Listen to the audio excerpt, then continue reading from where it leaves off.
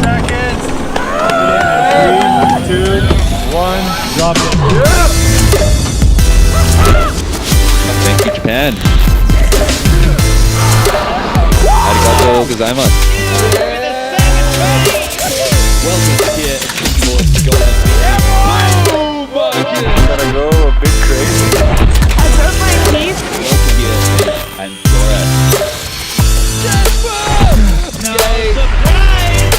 Gosh, it's so hard to decide. You was alright again. all coming down to this. That's right. Hello, Olivier. We can end after that.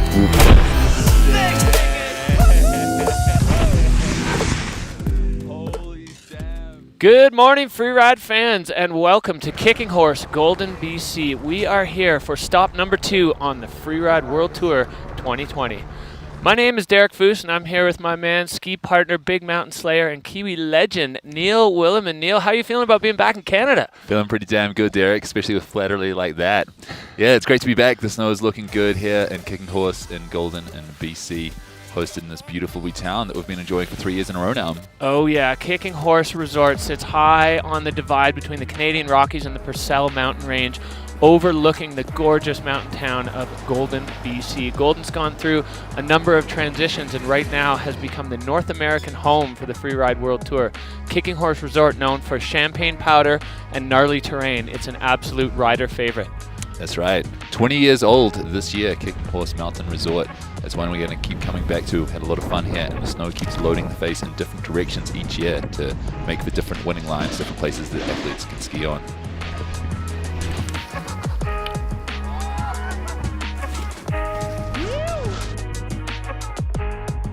Every time that I've thought about kicking horse, it's like a rodeo, going to wrangle a chute.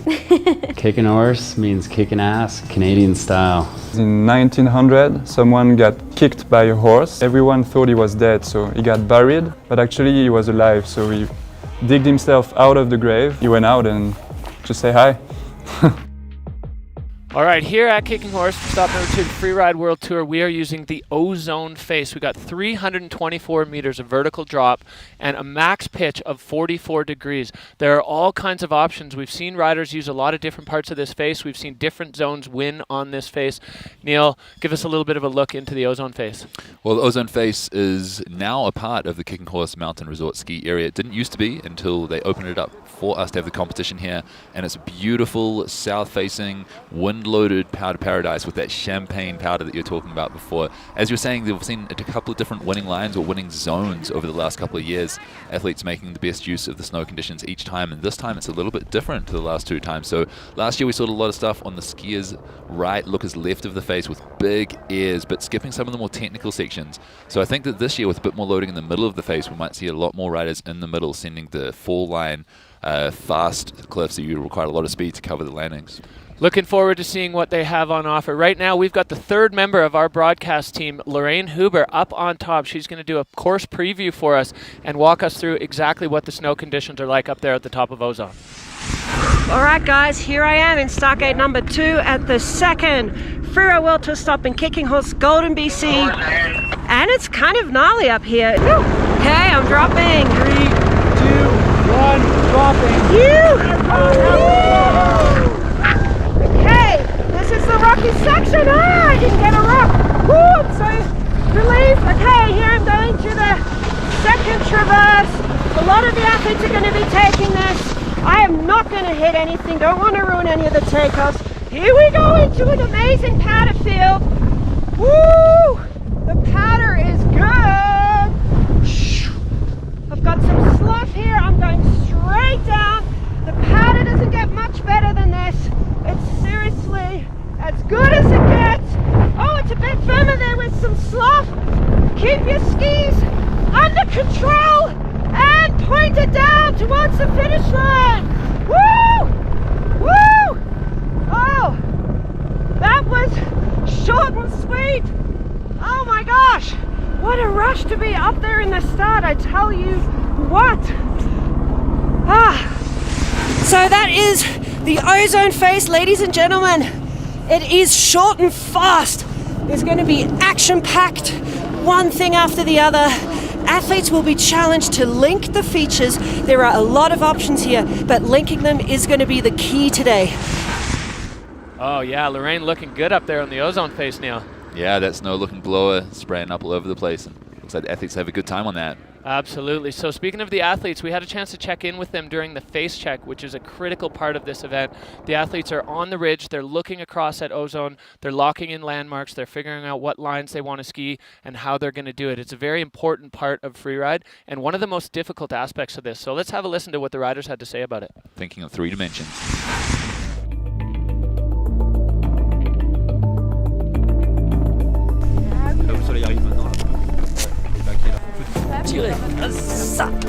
Feeling really good.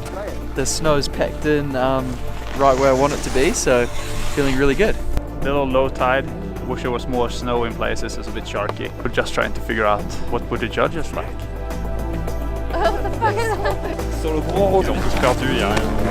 Yeah. So the guide is in the face right now, and for me it looks really nice.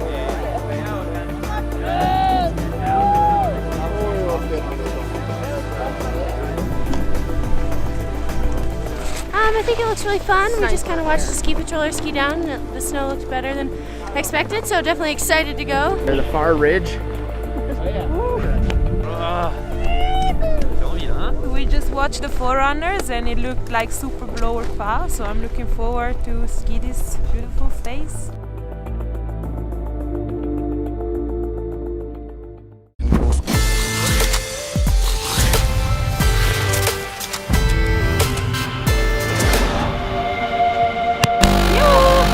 We're really looking forward to seeing what the girls are going to show us today. Enjoy, have fun.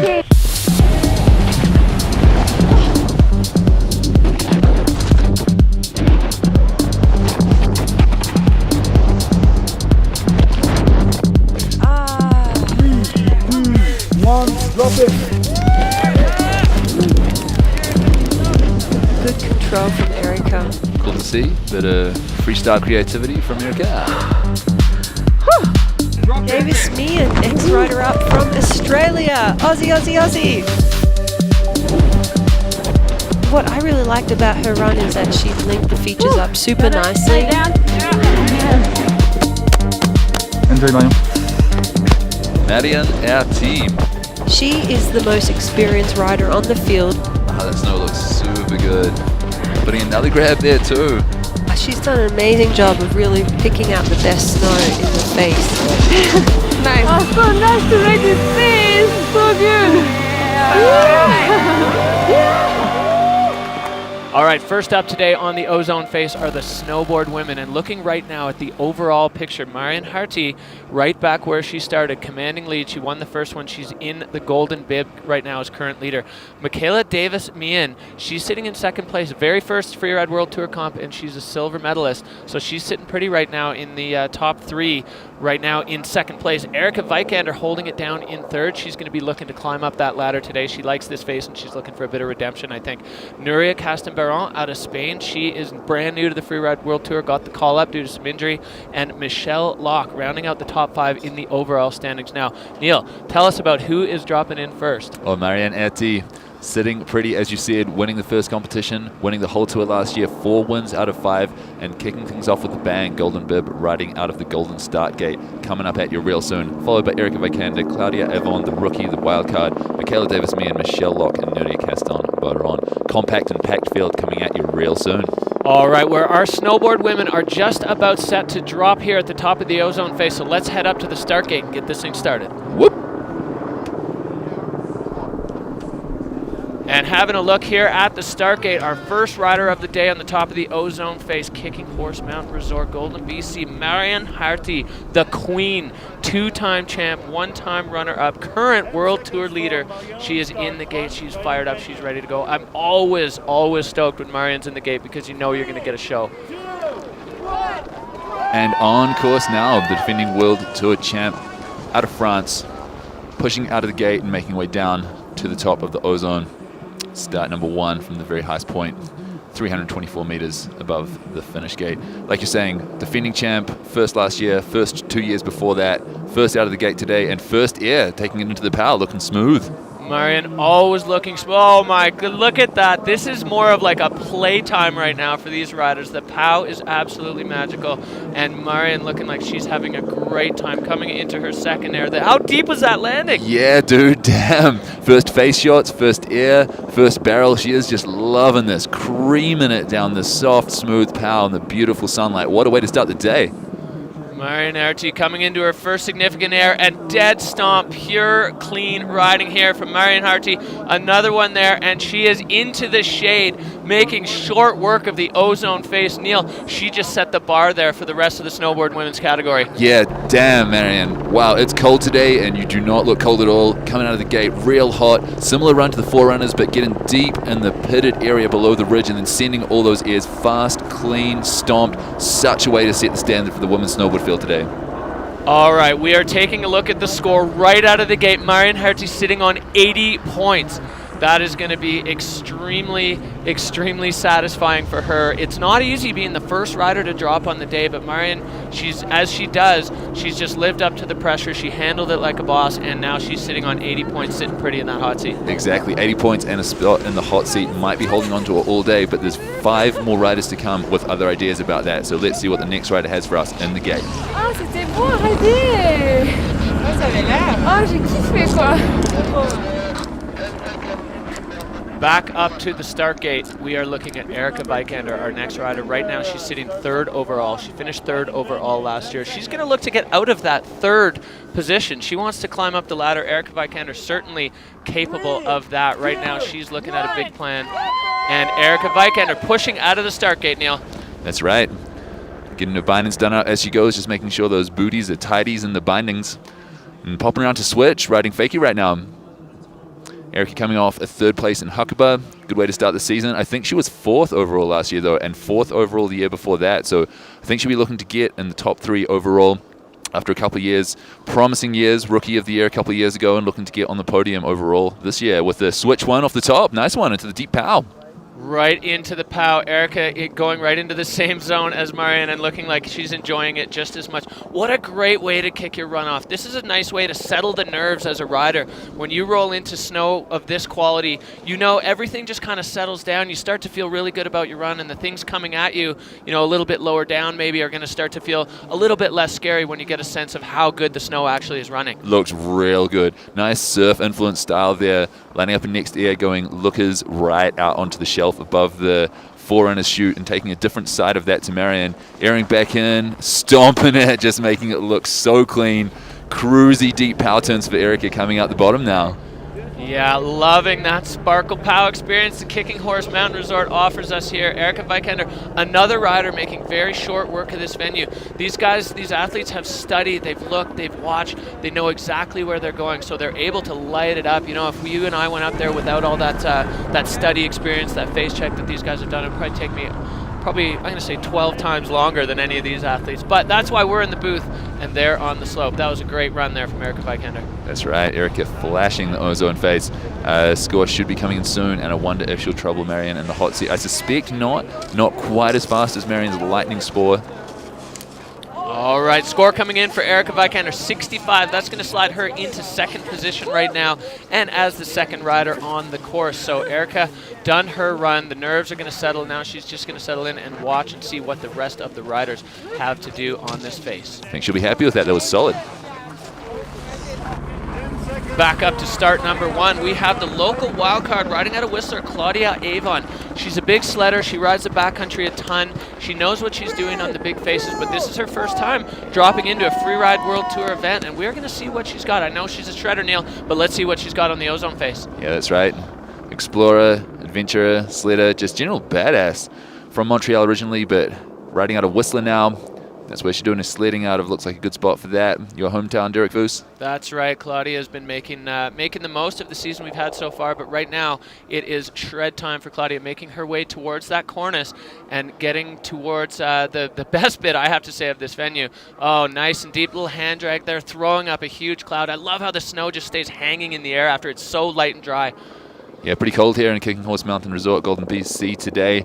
Even though this is due south facing, that snow just staying cold and fluffy, the champagne powder capital of BC, and making the most of it right now. Claudia looking like she's having a good time coming towards a gnarly feature section.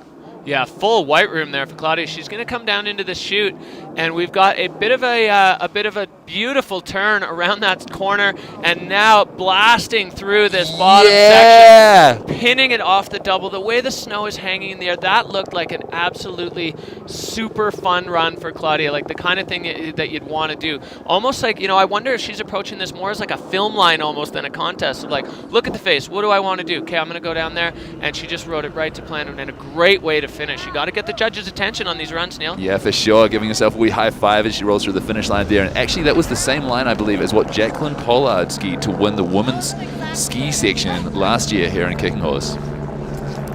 Well, strong run there for Claudia Avon. We're going to see what the judges have to say about it. Now I'm sick. How'd it go? How'd it go? Staying alive. Good to see you. Score coming in for the local wildcard. Claudia Avon locking down 71.33, so that's going to slip her into second position.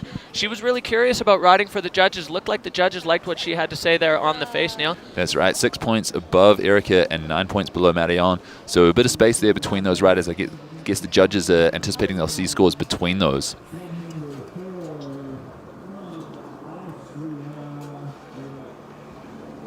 All right, we are heading back up, and this is going to be our first rider out of start 2. This is the Aussie, Michaela Davis-Meehan. She finished second in the first event of the year and her first Freeride World Tour event. Great way to settle yourself into the Freeride World Tour with a silver medal. And now Michaela is up there, the first rider we've seen dropping out of start 2. She's pretty, this is exciting stuff. I'm really, really stoked to see the riders attack this part of the face. Yeah, great debut for the Australian. Actually, the second Australian snowboard female we've had on the World Tour after Amber Schucker was the first one to do that. And results for the snowboard woman at the moment just coming in, reminding us that Marion Adti, the defending champ, is in first place right now, sitting in the hot seat. Claudia Avon second, the wildcard from Canada, and Erica Vikander, the Peeps rider. Peeps, the sponsor of the Freeride World Tour for safety, sitting in third at the moment. But our debut Australian second ever Freeride World Tour competition, Michaela Davis-Meehan, the first snowboarder to start out of the second start gate, the lower down and further to the lookers right start gate today. Oh yeah, there's definitely plenty of action to be had out of this gate. I'm super excited to see what Michaela's got for us on this run. She is ready to drop in. Michaela Davis-Meehan now on course and straight off the ground and getting things started with a bang. Full white room there, Neil. Another rider looking like she's having a great time on this face. Oh yeah. First one out of this gate means that she'll be getting fresh tracks no matter where she goes. You can see one forerunner track, maybe a guide or safety.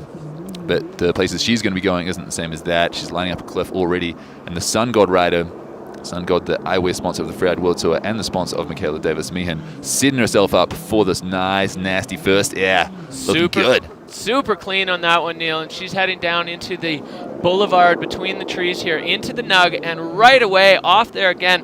Michaela handling it absolutely like a boss. There is sometimes a bit of an issue here at Kicking Horse with a little bit of sharky takeoffs, but the landing's looking money, and Michaela handled that one. So far, this run looking really strong. Really strong. I thought she got a bit bucked on that takeoff, like you said, and good core strength to hold it together, and getting into another gnarly section now. Yeah, Neil, we've been calling this one the horse. It kind of reminds me of a horse's head, and now Michaela into the meat and potatoes of her run. She's going to have to find her way through here, get that board pointed down so she doesn't trip up, sliding on through, and Michaela looking like she's out clean. Oh, catching heel edge there. I think it's quite sharky in there, like you were just saying, but getting into the absolute gnar that is steep and spicy with some rocks and trees to add things to the life of that section, kicking a bit off the top of a Christmas tree just there, but pointing it out now in her slough. Michaela showing she's not afraid to put herself into a risky situation there, and coming out, she had that little bit of a bobble. We'll see what the judges have to say about that, but definitely putting herself into a serious position there on this ozone face.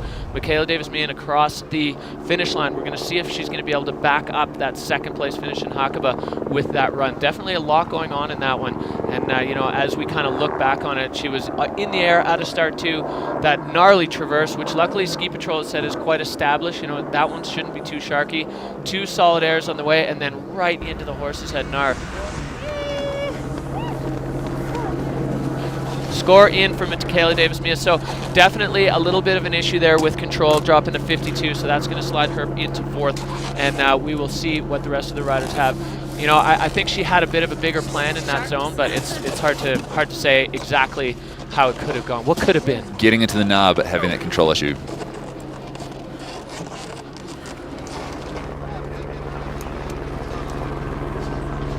Back over the ridge to start number 1 for Michelle Locke, another local rider, Canadian, and the winner of the Region 2 Freeride World Qualifier Tour last year, which put her right here on the Freeride World Tour, and she is ready to go, Neil, out of start number 1. That's right. Michelle actually haven't been on the Freeride World Tour before, back in 2016, and then in 2017 tied the qualifying series with Erica Vikander. So good to be back, good to have her back. 3rd year competing on the Freeride World Tour for Michelle, and going from start 1 to the lookers left and jumping off the corner in a second, I believe. There you go, getting a run underway into the nicest snow. Michelle Locke, I don't know as a rider how you would choose to not ride here. This just looks so spectacular. The snow is absolute money right now, and she's making her way even a bit further to the rider's right into the fresh zone, only crossing a couple tracks. And the first rider into this zone, Neil, looks like she's trying to get after it. Yeah, so a lot of traffic through here last year. A little bit sharky though, so I'm not sure how many riders will be able to get through there. But Michelle making nice work of that, keeping it fluid. As you can see, it gets gnarlier underneath as well, so stomping but keeping her speed down, and then fluidly riding through the next section with compulsory turns. Is good run from the Canadian so far. Yeah, I think it's smart for the riders using this section, because those trees make great landmarks. If you're able to differentiate them, you can know exactly where you are in the face, which is absolutely critical for these riders.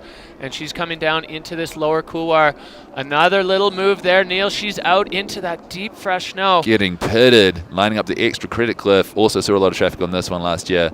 Pretty blind takeoff, but nice landing. So setting herself up and stomping it.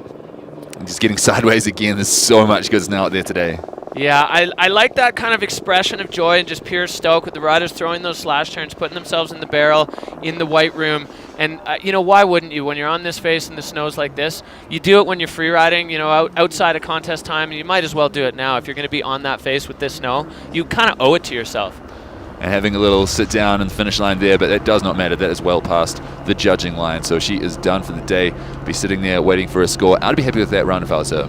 Yeah, Michelle Locke putting down a solid run, putting herself into a few of those heavy zones. I think line score is going to be high. We're going to see what the judges do with it. We're looking at line, technique, fluidity, control, and air and style. All those categories come together to form the final score. 57.33 for Michelle Locke, which is going to drop her into 4th position. So that is exciting stuff there, wrapping up Michelle Locke's run.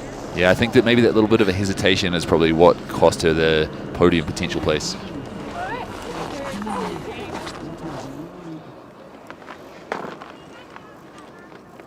And moving back across the ridge, top of the ozone face to start number 2, our final rider in the snowboard women's category, Nuria Castan-Baron, rider out of Spain. This young woman is an absolute sender. She goes for it at all times, and I'm so stoked to see what she's got for us on this face. Very exciting. She has a big plan, and well, she kind of had her, you know, the bad girl line and then the safety line, and I think hopefully we'll see a bit of a blend, a bit of both, big sends but clean stomps out of Nuria. That's right, Nuria earning a place on the Freeride World Tour. She was second on the FWQ last year. She was second on the FWQ the year before. And then due to injuries to Manu Mandel and Anna Orlova, she got given a wild card for the whole season this year. Dropping in, start 2, number now, Spanish rider Nuria Castan-Baron. All right, Nuria starting out. That start puts you straight off that first little feature, so immediately the run starts. You get a little bit of heat into it, and she's heading over into a fresh zone, Neil, into this lightning bolt section. We saw a lot of action in this area last year. Nuria clean through there, and now she's got a fresh canvas to work with. Yeah, nice one. As you were saying, like the start number 1, you get a bit of a warm-up. Start number 2, straight into the NAR. Putting it straight to her feet, though, looking solid, and looking over to the lookers left side, where I believe this is the area that Michelle and also Claudia went to, but even further left of that now, lining up maybe this really narrow little chute into that same zone that Claudia rode. How fast can she do it? That'll be all about how her fluidity score goes. Yeah, Nuria eyeing it up now. This cool little couloir below her is pin her super tight, and she's trying to figure out her way into it. She's going to need to point it here pretty soon if she doesn't want to get tangled up in that chute. Making her way through now. Here comes the point, and she is out and back down onto the apron. Nuria now lighting it up, leaving that smoke trail of that gorgeous champagne kicking horse powder. We'll see how that's going to go fluidity-wise. Definitely a bit of checkup, but it looks like by watching her track or seeing her track, it was pretty sharky in that zone, Neil. Yeah, just flying down that bottom section, but the hesitation in the sharky area probably going to cost her. They've been consistently firm on anyone hesitating today, and I think that the podium getters are going to be the ones that didn't hesitate at all. And score coming in there, Nuria dropping 47.33, which is going to be a 6th for her. So locking it in there, that's going to be the end of our snowboard women's category. So that's pretty exciting. We're done a category. It feels like we just got started, but these ladies are making short work of the runs.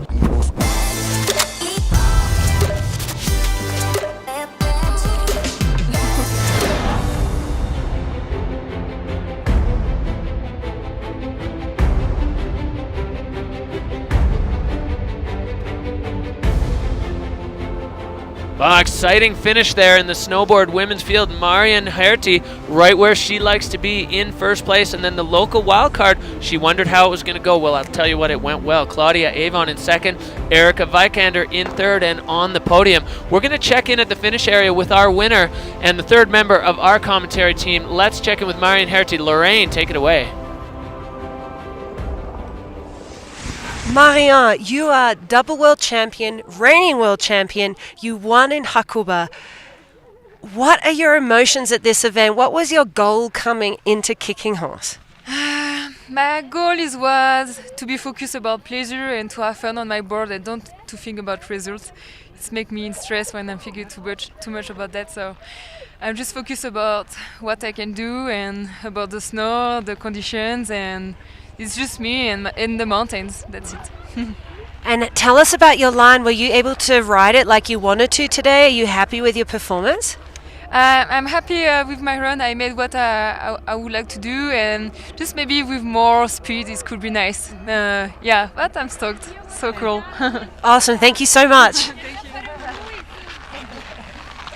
All right, taking a look at the overall now for the snowboard women's field. Marian Herty, no surprise, holding on to that golden bib, but Erica Vikander moving into second overall, and she's going to be stoked with that. Michaela Davis-Meehan switching into third, still sitting in the top 3 overall, which is a very good place to be now 2 events into the season here. Freeride World Tour 2020. That's right, second and a fourth plays third and a third. It's tight, but Marian Herty, strong hold in the first place right now.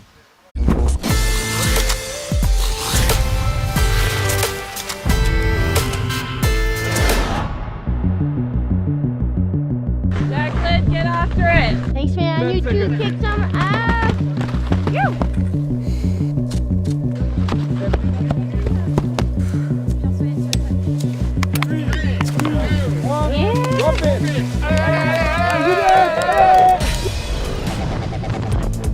Yeah, showing a really nice new grab on that first feature. Oh no, Jacqueline. Lining it up and stomping it. Oh, no. That's a big tumble. The Elizabeth Mag. Really short work and coming out quick. Is she going into the horseshoe cliff the same as Emma Patterson did? We are excited to see that style that she's showing right there. Look, his left side of the venue with a 360. Yes! Wow, that was super nice. Whoa! Hedvig Vessel, huge, Becky. Amazing. All right, taking a look at the ski women standing absolutely stacked. Hedvig Vessel holding down the golden bib right now with a commanding performance in Hakuba. It's where she wants to be. This is her goal. She wants to win this tour.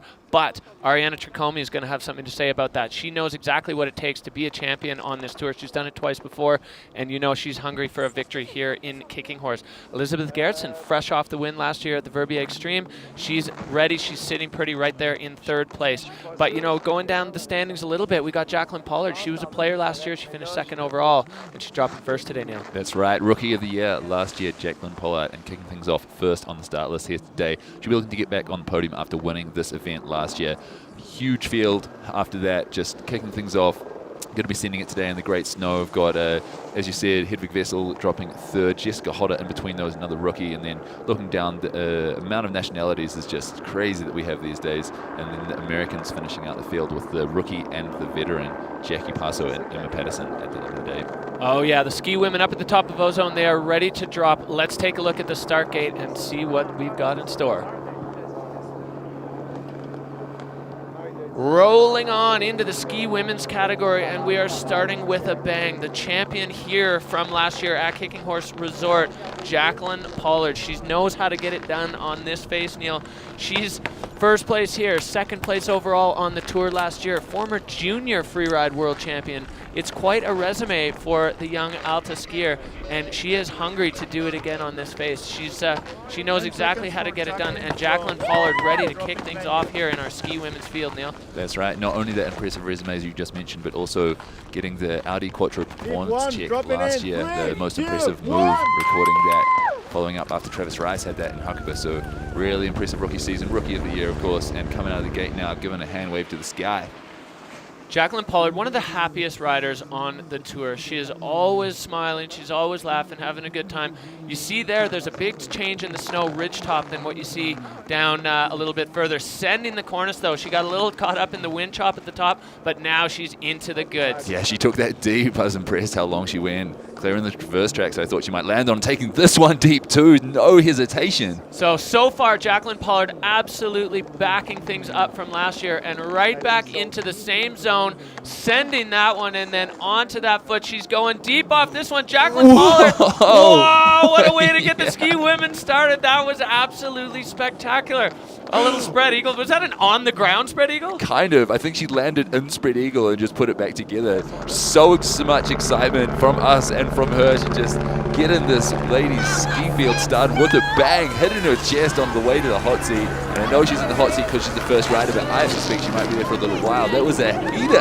Absolute banger. Neil, the ski women's field has never been stronger, and Jacqueline Pollard showing us exactly why. Holy crap.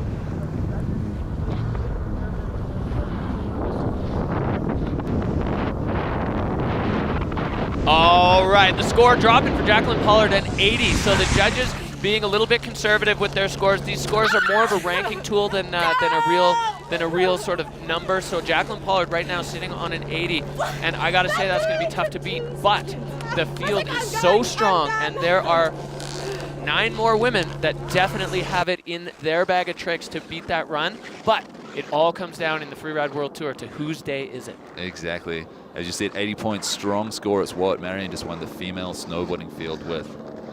Straight out of the gate now, Jess Hodder, Kiwi rider, dominated the qualifying tour last year and looking to do the same thing here on the Freeride World Tour. Neil, your Kiwi brethren here into that low traverse. That's right. Jessica Hodder winning 3 4-stars on the FWT and getting this one started with a bang as well. Similar run to Martin Lentz's 4-run yesterday, which you said was a bit rocky, but her not finding any, and straight into the next feature. Right off it, clipping a tree, but not even slowing down. No hesitation here from Jess Hodder. This is looking like another heater in the ski women's field, looking strong right now, and Jess Hodder getting herself into this lower zone. So quick as well, sending it and stomping it. Yeah, Jess! Oh, that was mega. Another fantastic run in the ski women's field, and Jess Hodder, she was feeling a little bummed about the way she skied. She said she wasn't in a great mindset in Hakuba, and this is a great way to shake that off.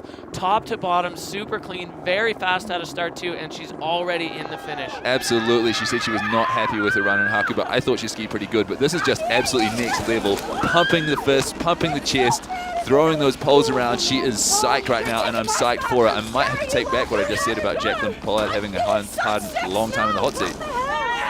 I bet you're in front of me. That was so fun. Happy fun now.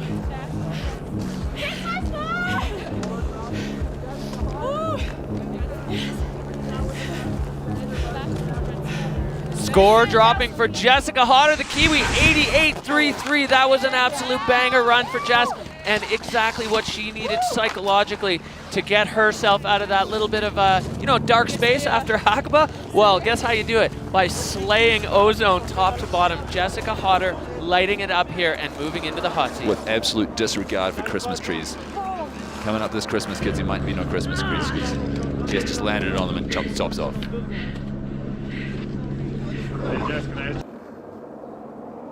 Back over the ridge, top of Ozone, our current Freeride World Tour leader, Hedvig Vessel out of Norway.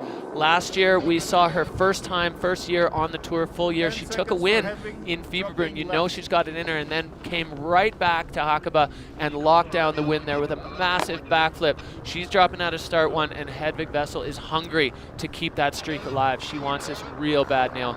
That's right, the peak performance ride out of Norway, the two-time mogul Olympian. Changed focus to freeride now, and like you said, got her season kicked off with a bang in Hakuba. Big backflip and a win. Just like the year before, actually. Huge backflip in Hakuba, but no win there. So looking to take on the defending World Tour champ, Ariana Tricome.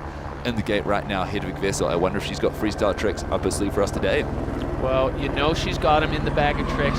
She was talking during face check about, having a little bit of a harder time finding a feature that she really sort of fell in love with on this face for a flip. But it's not a freestyle contest, Neil. It's a skiing contest. We just saw Jess Hodder absolutely light it up without a trick. I know Hedvig's skiing can speak for her here. She's going to drop out of start number one right now. Hedvig Vessel on course. That's right. Such a strong skier. Really good technique. Really determined, as you're saying. Really focused. Puts a lot of time and effort into scoping her line. So already going a little bit further lookers right than how others have gone today. But now making her way back to send that windlet. Good start there for Hedvig, and now moving across. She's slightly further skiers left than we saw the other skiers. A little bit more wind affected, not getting that full pow experience, but she's finding a feature in that zone that nobody else has hit so far. Yeah, we saw a bit of traffic on that, especially from the snowboard guys last time. So Hedvig taking inspiration from a different category and skiing just as hard and fast and strong. Super strong race turns down here, lining up the same cliff as Erika Vikander, I believe.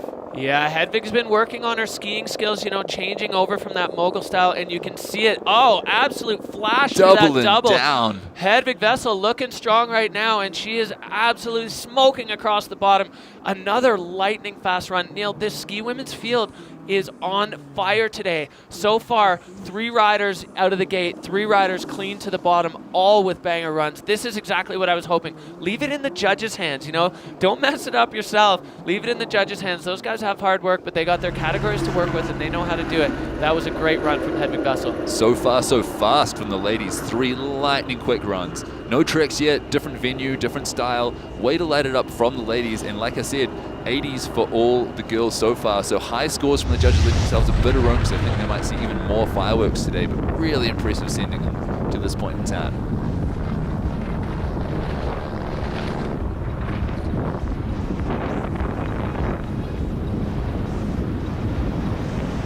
All right, judges having their say for Hedvig Vessel, 74 even, so that's going to put her into third after Jacqueline in second and Jess Hodder still holding on to the hot seat.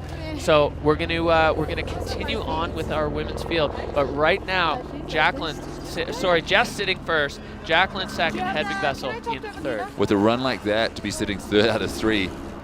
Wow, this podium, it's going to be crazy. The level going through the roof in the ladies right now.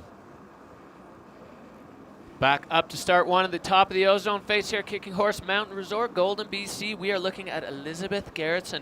Elizabeth has been on quite a run lately. She was on the podium in Hakuba. She won the Extreme Verbier last year. She knows how to get it done, and she always gets it done with that absolute beautiful style. She's such a stylish rider. So solid, and paying a visit to your hometown of Whistler and sending the infamous double known as Air Jordan, warming up for this competition by sending something that I don't think any ladies have done for a while. So Elizabeth Gerritsen on course right now. All right, kicking things off over here. She's kind of out into the wind-scoured section on the top of the face, but making short work of it and going to find her way down to the corners. Big boost there. Elizabeth kicking her feet out, making it look good. There's something in the water in Switzerland. The riders all have such cool style. I love to see it. And now look at these aggressive turns, Neil. Elizabeth is on fire right now. Another heater. charging down this venue. I really like the angle she took off on it. Landed exactly like Tranny, and now lining up a similar air to Hedvig, coming off the same takeoff and also cutting back towards that same one, but double in full line. Boom! Elizabeth on fire! Wow, well, that was great to see. She had a plan, she executed the plan, and another one of the women's field down clean through the bottom there, putting the ball in the judges' hands today.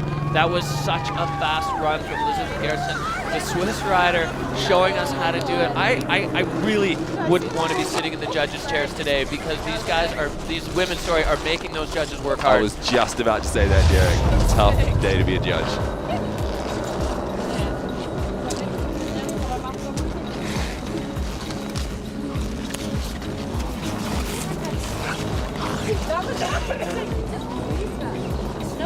All right, judges have had their say, and Elizabeth Garrison dropping into second place with an 85.67. That looked like a good run to us, Neil. That looks like the judges agreed, loving the Swiss rider's style, loving her flow, and that aggressive charge.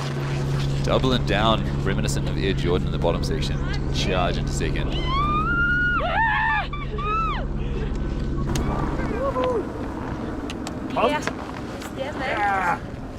All right, we are back up to start one with our reigning Freeride World Tour champion, Ariana Tricomi. We're just going from strength to strength to strength here.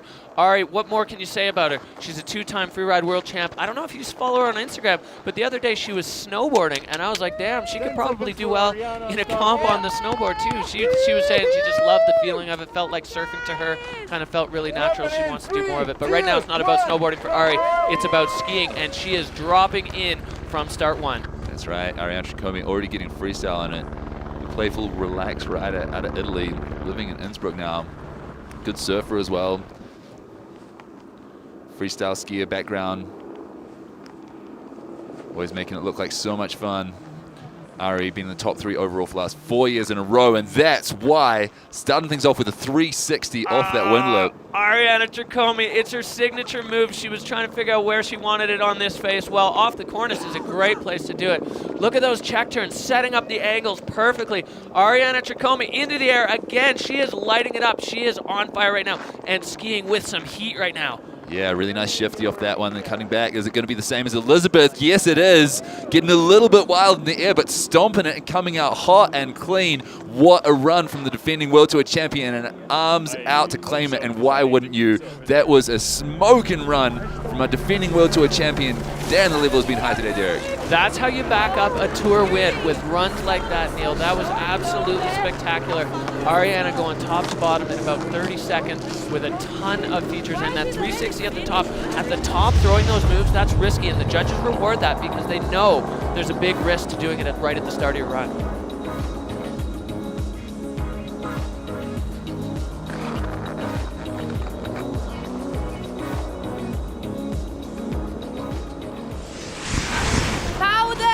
Oh, the judges have had their say. Ariana Tricomi with an 86 flat, so that is a bit of a shake-up there in the leaderboard. She's moving into second. Jess Hodder still sitting pretty right now in the hot seat. So right now we're looking at Jess, Ari, Elizabeth, 1, 2, 3.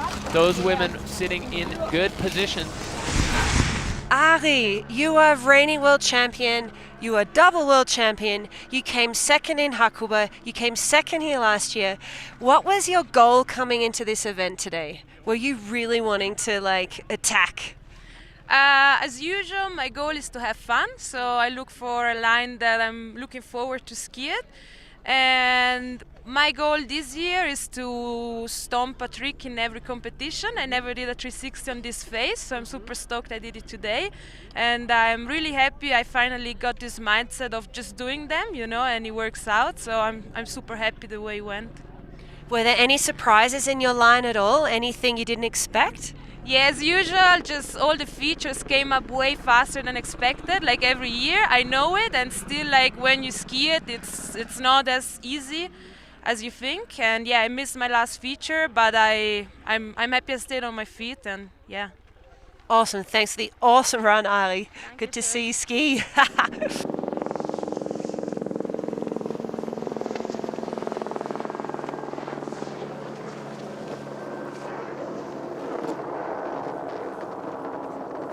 We are back up to the start, I think, straight away. Dropping in. 3, 2, 1. Dropping. And on course right now, we are looking at Ayana Onozuka, the Japanese rider, one of the most decorated riders in the field. Yeah, that's right. Huge half-pipe career. Moving straight into freeride after that by winning the 3-star in Japan, being wildcarded onto the tour. She's done that twice now, backing up her 3-star win with another one last year after the year before, and getting into a completely different zone, hung up by rocks, staying on her feet, doubling down. Wow, what a wild start from the Japanese rider. The balance to snag that shark and not go down, and now look at these turns. We've got some solid riding, getting a little grab there, and into a zone that no other rider's been in so far. A fresh canvas right now for Ayana. Looks like beautiful snow as she moves on towards the boulevard, coming down towards the nugget, which we also saw Jess Hodder hit, I believe. And coming quickly towards that, taking it side hill deep and stomping it into speed towards the Na. Ayana Onozuka, she's in a different zone than most of the other riders minus Jess, but she is owning it right now, looking super strong, really fluid. Another absolutely fantastic run in this women's field, and she is coming down into a set of features here, Neil. Boom! Holy crap, showing a racing background into her new freeride style, landing that real deep. I'm not sure if she took off in the same place as Jess, but she landed lower, so big air to full stomp from the Japanese rider. She is going to be so psyched with that. Yeah, you can tell Ayana's been doing her squats. She took that landing deep into the travel of her legs, but handled it completely. Super strong, super balanced. That was another banger run from this field. I'm so stoked. All of these women absolutely throwing it down on the ozone face. The conditions, their skill, this is the best group of riders on the planet, and they are put into a situation where they can showcase their skill, and it's such a sick show right now. Such a sick show. Ayana coming off winning a bronze in Sochi, 2 times World Cup wins in the pipe, and the Jew Tour also in the pipe, moving now into freeride and showing why she's here.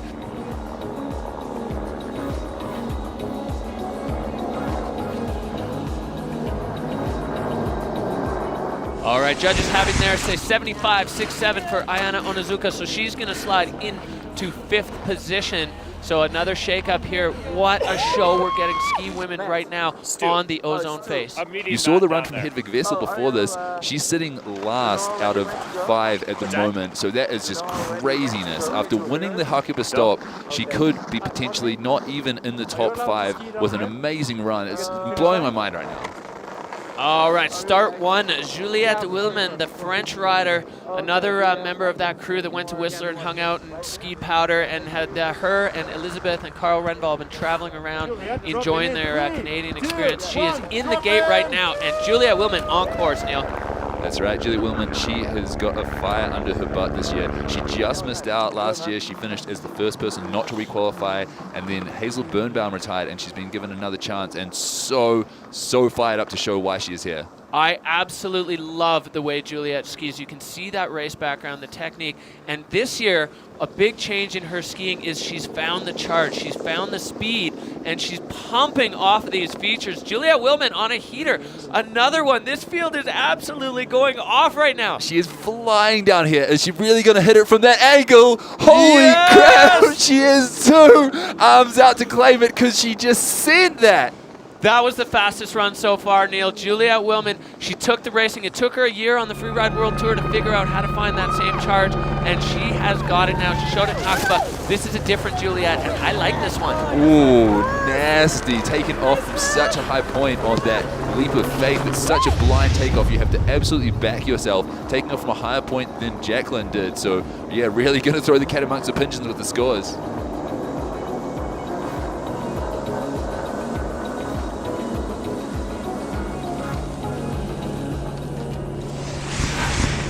Score coming in for Juliette Wilman, 78 flat, so looking at 5th place right now. I think if there was anything for Juliette, she could have just maybe slightly bumped up her line score on the upper section if we're going to nitpick the judges, but another banger run, and we are right back up to the top here, Neil. Evelina Nielsen in the start gate right now. Out of Sweden, another Scandinavian that can throw backflips. Unfortunately going down on a back from Hakuba and tweaking her foot. She said it's almost back, it's almost perfect. She just wanted to focus on getting her run done today in style, as she does on course now from start number 1. Evelina Nielsen looking to get things started with a bang. All the riders needing to be a little bit delicate on this wind-scoured section. Stay over that downhill ski. Punting off the corners, though. Super clean. Evelina Nielsen starting off strong here. Another unbelievable skier here in the women's field and really showing us, oh, I like that transfer. Yeah, I really like that one. Showing us that there's opportunities all over the hill, and if you line up the right landing, then the takeoffs can be found to land on it. Getting deep in this middle section now. Starting to get a little bit more cut up, though. Yeah, a few more tracks. Luckily, with the snow as dry as it is, it's just pushing around. Evelina punting off the top deck. As a double two, holy crap. This is blowing my mind right now. These girls are all skiing so fast and aggressively. That was unreal. She went into that so fast and way higher than any of the other ones have taken off. That was absolutely spectacular. Loving this right now, Neil. That was another banger run from the women's field. And the judges in tough right now to rank these runs as they're all so good. Yeah, 100%. Showing quite a different style from Hakuba as well. Hakuba kind of going to the steep sections and picking technical lines, and then now here just fast and fluid.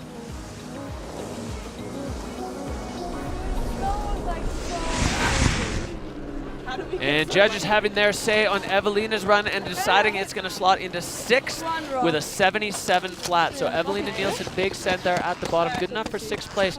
These runs are so hard to rank. All of the runs in the 70s and 80s today, so heavy hitting from the ladies. And we're heading over to start 2. The riders needing to wear harnesses, carabiners, just to get over there. So already starting their day with some jangling nerves. Jackie Passo in the gate. She has been around this tour. She knows what to do. She knows how to get it done. And she started with the bang with that Mando right off the start. That's right. Coming to low traverse, the only person to have done this so far today was Jess Hodder, who's sitting in the hot seat. So Jackie Passo lining up straight into the top hit. Coming back towards the avenue with the nug in it. Seen a lot of traffic that way, but Jackie coming at it with pace. Yeah, big send there, clean stomp. Jackie's been working hard on being strong. You know, as she says, as she continues through her pathway through life, it's more and more important to be stronger. But she's always been so strong and always been a sender. Jackie getting into this rowdy zone. Nice line through there, super technical, sending it big, stomping it hard, taking it a completely different way to the other girls that have done it so far. So fast, fluid, fresh, and creative from Jackie today, coming off a gnarly backflip crash last week that said she was skiing at about 50 or 60% afterwards, but wow, it didn't look like it to me at all. No, you know, and that's one of the hallmarks of these tour riders, how professional they are. When life banks them up a little bit, they are able to rise to the occasion on comp time, and then they'll go back, they'll ice, they'll hot tub, they'll stretch, they'll do the things they need to do to field. But when it's comp day, they are hyper-focused. They just kind of have to force their bodies to perform almost against their will. That was another spectacular run, Jackie Passo. She knows what it is to get it done. She's been the boss of the women's field for a long time, and she is still a massive heavy hitter in this field, and that run shows exactly why. Strong mental game from Jackie, coming off a win in Andorra last year, where she was threatening to retire before that, decided against it, back for another round on the tour. Stoked to have you back, Jackie. We'll see how that result goes today.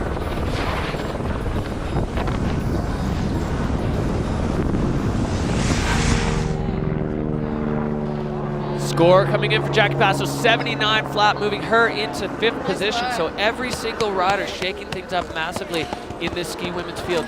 We have seen unbelievable riding so far. We're right back up to start number 1. Emma Patterson, she was the champion of the FWQ in 2019 in Region 2, and she had a smoking run going in Hakuba until things really, really went haywire. But you know she's got it. Emma Patterson on course right now, Neil.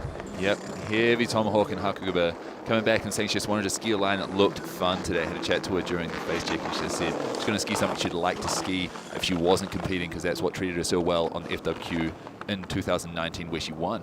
I think that's really good strategy for these riders. If you don't want to ski it, you're not going to be able to show your full potential. And Emma making her way all the way over to the traverse from start 1. This is in a bit of a golden zone so far, Neil, as we've seen some really strong runs. And going even further over to this stripy cliff, and off that, Emma Patterson now got her run started with authority. Yeah, that's right. Finding some fresh snow, even though she's last out of the gate for the female field today. Lining up this popular terrain nug, stomping that one without landing on a tree, aka Jess Hodder, and enjoying the fresh snow in the avenue. Oh yeah, looking clean, looking fast, looking smooth right now. Emma Patterson going around to the far skier's left side. We'll see what she's got into. She's got herself lined up onto something pretty serious right from the top ropes. Emma Patterson! Whoa! Emma Patterson just teeing off the absolute highest part of that air, stomping it in the perfect landing, finding the training, changing direction in the air to make sure she nailed it exactly where she wanted to be stomping and doing it picture perfect. Neil, I just want to point out that the entire ski women's field skied clean top to bottom right now. That is absolutely spectacular, showing why these women are in this place. These are literally the best skiers on the planet, and they just showed us why. Top to bottom, the entire field, 10 of the best skiers in the world skied dead clean, not a single crash. That is unreal. Conditions, skill, conditioning, mental game, all on point today here at Kicking Horse. So amazing. I think everyone is going to be loving that except the judges. Yeah, absolutely. Tough day for the judges. Real tough day at work for the judges.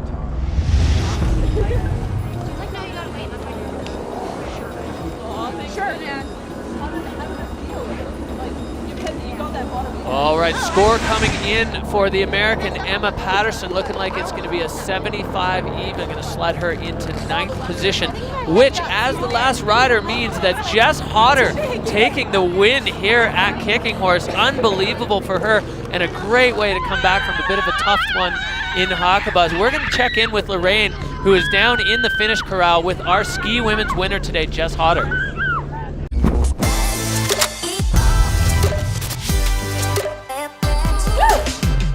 Jess, I know you were disappointed with your run in Hakuba. I know you've been feeling the pressure.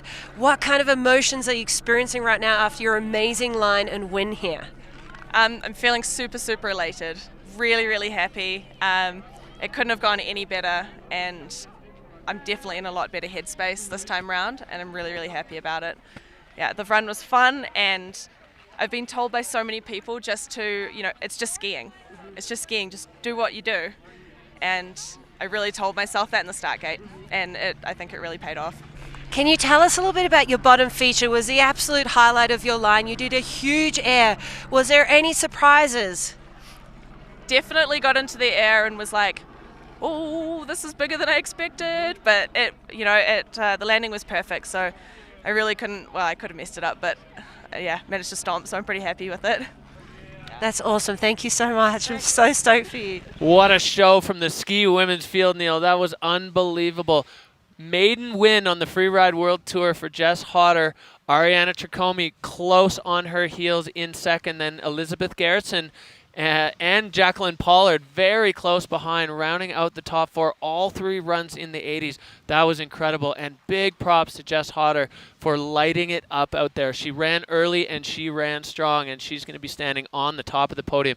Now, let's take a little bit of a look. Let's have a chat about what this is going to do to the overall standings, Neil. Yeah, that's right. Hedvig Vessel winning the last stop and coming last place here today. 10th out of 10 with a good run, just showing how high the level was in the ladies' field today. Everyone was sending it. Everyone was stomping. So Hedvig, although she has a win under her belt, will not remain at the top of the table. And I think Ariana Tricomi, with another podium here today, will set her up to defend her title that she has had 2 times in the last 2 years.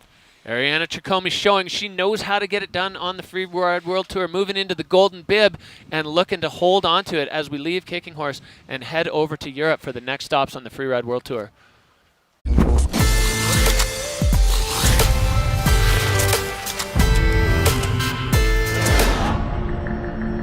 Oh man, I'm loving being back in Japan. Some of my favorite mountains, and the people, the culture. What's up, dog? Looks like Elias, 10 seconds. Yeah, boys. See at the bottom. Way at the bottom. 3, 2, 1, drop it.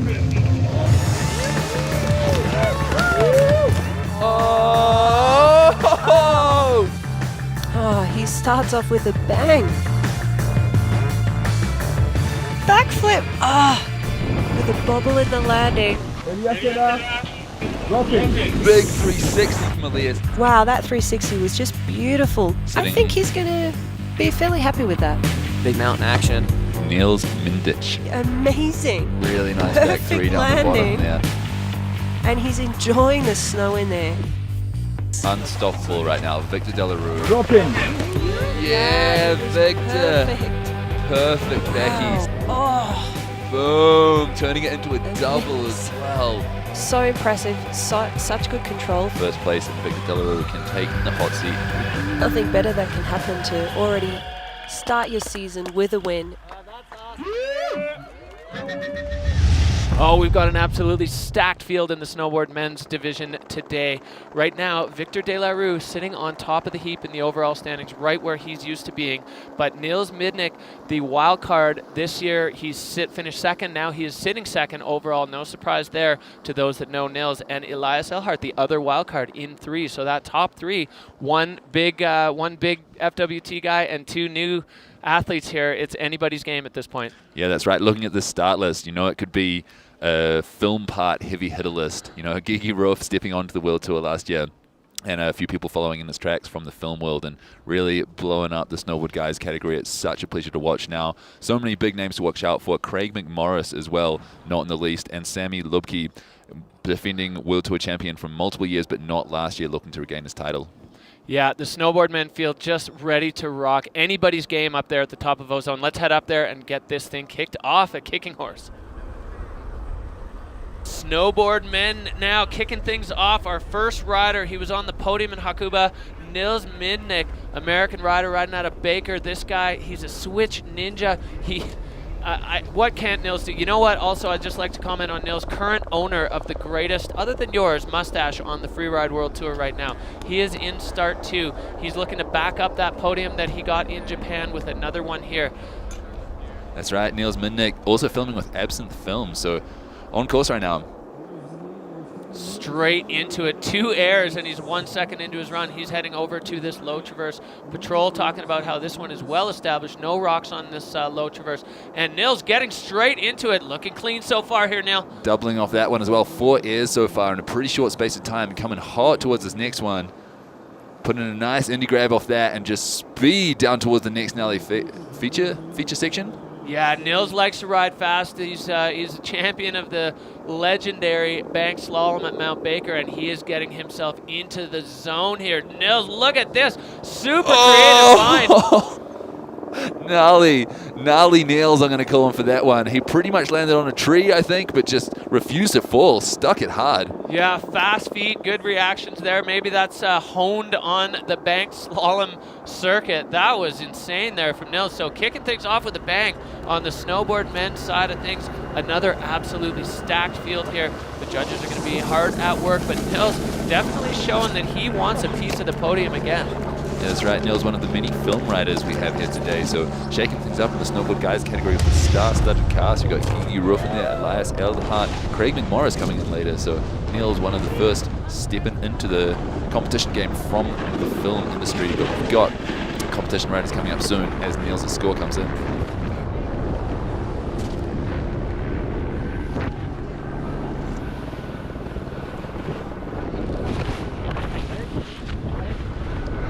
Score dropping for Niels Midnick, a 70.33. He's going to be in first, but he is the first man down. So we're going to see if that's going to stand up to the rest of this field of heavy hitters. That's right.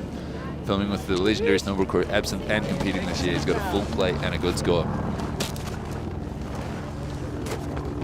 All right, we are into start number 2. Our second rider of the day, the Swede, Cody Bramwell. He's been lighting it up. He's an absolute shredder. Cody Bramwell, the young Swede, on course, kicking things off on this side of the face. That's right. Good to see someone coming out of start 2, and in this case going into the top traverse where we saw Martin Lentz getting into yesterday. Said it was a bit rocky, and that was on skis, so we'll see how it goes on a snowboard for Cody. Flashing his way through there, kicking off some rocks, blatant disregard for them, and airing straight into the face. Right into that Mando. Cody making short work of that. A lot of questions during face check and last night about that traverse, but Cody, I think, going to settle a lot of riders' nerves with that. And boom, straight into it. Cody Bramwell, he's on a hot run right now. Yeah, nice freestyle feature there. The nug in the alleyway of trees, if you can't see it zoomed out like we can right now, and coming towards the Gnar, the horse kicker as we called it. Jess Hodder's just won the women's category off it, and he's coming through in a similar way, airing so stylishly into a perfect landing. He nailed the angle on that, absolutely nailed it. That little bit of cross court, making sure you find transition. There's a little bit of a slough cone there that if you catch it at the wrong angle, you're going to put your knees right into your face. Cody Bramwell knew that. He caught it in face check, and he absolutely greased it through there. So we're 2 riders in, and the power continues here at Kicking Horse with clean runs and absolutely spectacular riding from all categories so far. That was a sick run from Cody Bramwell. Yeah, that's right. Out of order in Sweden, but with an English dad, showed he's capable of riding lots of different conditions, winning 4 stars all the way around the world, New Zealand, Montafon, and winning overall in FWT 2019. So Cody Bramwell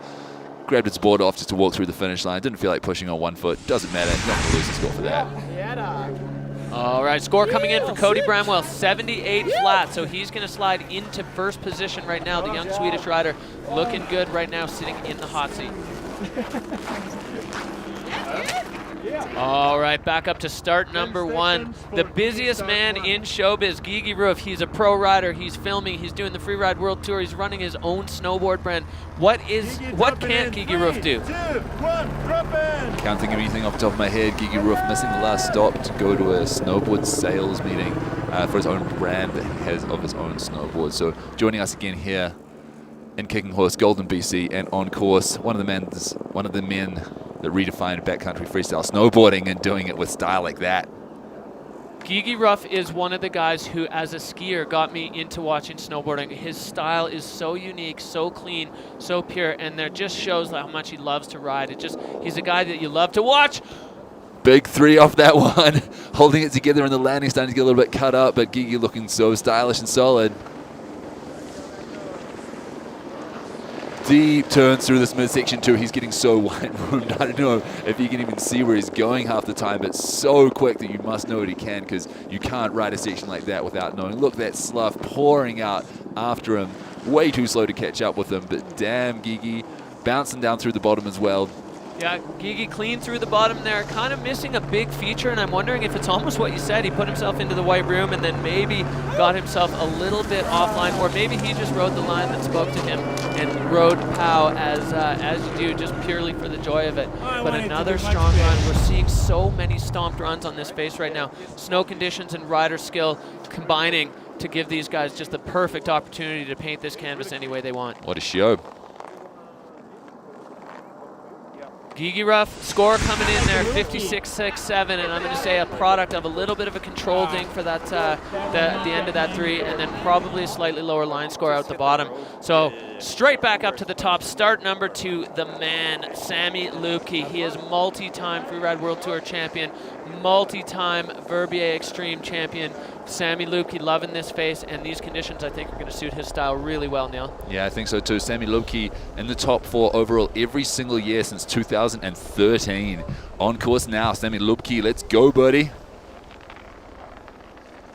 All right, Sami off 2 times in the air, as we saw with Nils right away, and he's going to head over heel side on that high or low traverse. That must be so scary for those guys being heel side, but you know what? They're the best riders in the world. They probably don't get scared by minor things like that when they're taking massive cross-court transfers. What a way to hit that feature. I did not see that. You've got to go quick and pop, and he does it with style, holding the grab and straight into the next feature, going tail grab off that one, tweaking that too. Sam, we've come to expect the style and flow from him. Look at that white rim there, putting himself fully in the face shot right now, and Sami Lubke lining it up, 3 out the bottom. Yeah, boom danger from the father of 2. Sami Lubke spinning it up, freestyle phenomenon. Loving the way that this guy rides. So good to have him back on the tour. He's already good as young girls on the snowboard. Daddy's showing how it's done.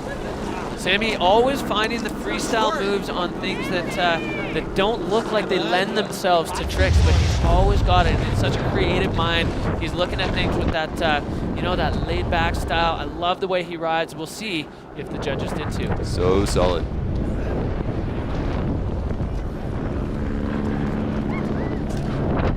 Score coming in for Sami Lubke. You know what? We loved it, Neil. The judges loved it too. 84. That is a booming score. And the rest of the boys up top are going to have to lay some serious heat down if they want to eclipse Sammy Lupke, because he just put a stamp on the ozone face. Absolutely, such a nice 360 down the bottom. 84 points.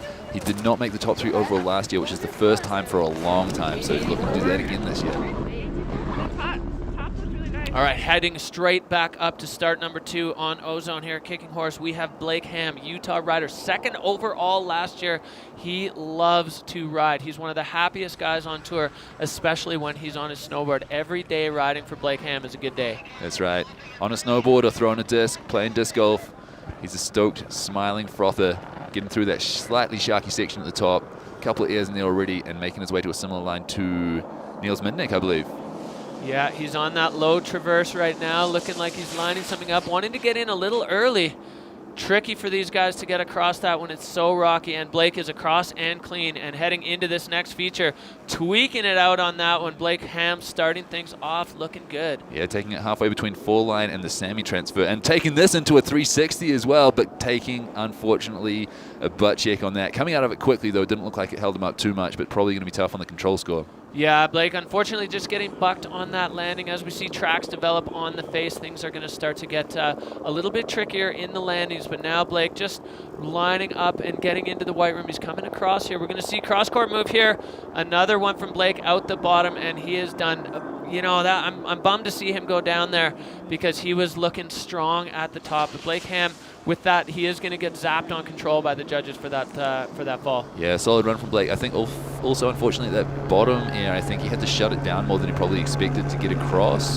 So that means that a little bit of a loss of fluidity. You know, he made it to that feature, but he had to almost stop to do so. So Blake Ham, super strong rider, but probably not his best performance today. Yeah, you can't underestimate the sort of psychological impact of a fall higher on the face. When you come into the next feature, you're a little bit rattled. Things aren't exactly how you want them to be. So, yeah, Blake Ham wrapping things up here. Let's have a look.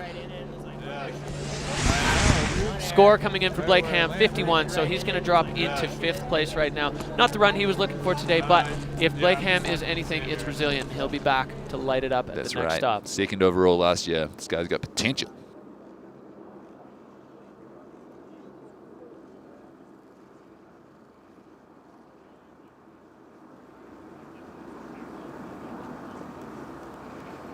In start number 2, Elias Ehlhardt, the German rider. He came into his Freeride World Tour this year with a bang, standing on the podium in Japan. Not the first time he's stood on Freeride World Tour podiums, though. We've had him on tour before, and when he was here before, he was also awesome.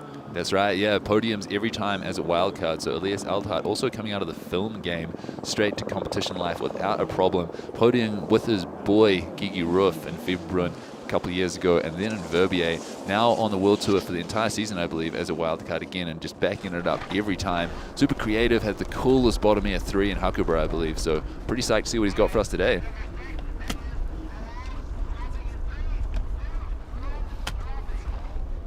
Elias pushing out of start number 2 and on course, getting things started with that, what's starting to become a bit of a mandatory double, but pinning it right now, Neil. What? With a huge spin. Was that a 3 or a 5, dude? He went 3. That was absolutely massive and perfectly executed.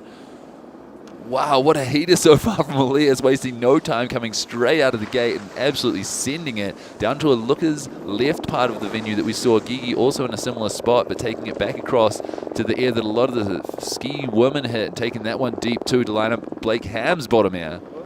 Yeah, he's managed to fit another feature in and another 3. Oh! With a control issue and then a revert.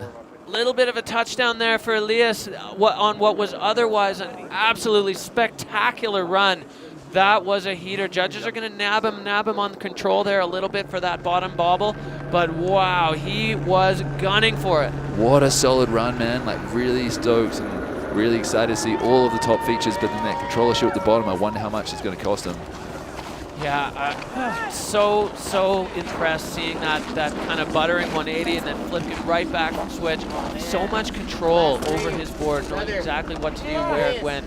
And wow, he's the only guy that I've seen make it through the area where we saw Ski swim and go, and then get that last feature over there. You know, to cut all the way across there, seriously showing the ability to control the board and direction in that section. Played it so well.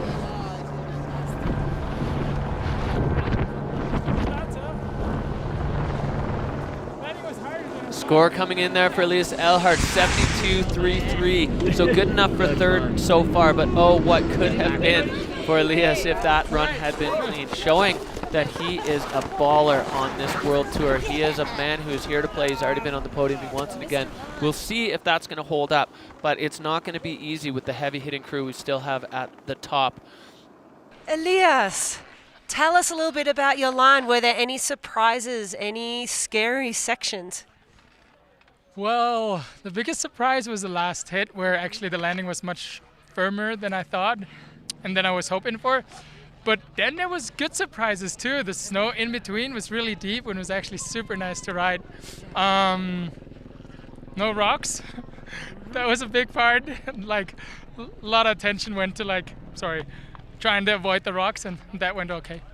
Your first air was definitely a highlight in the run for me. What was going through your mind when you were approaching it? Did you study that really hard? I was actually thinking of a rock. I was just thinking all right, I wanted to take off early enough not to clip a rock. And I just had that in mind, really. I think until the takeoff, I was like, steep, deep, deep. Okay, cool, in the air. That's good. Congratulations, Elias. Amazing to see you ride.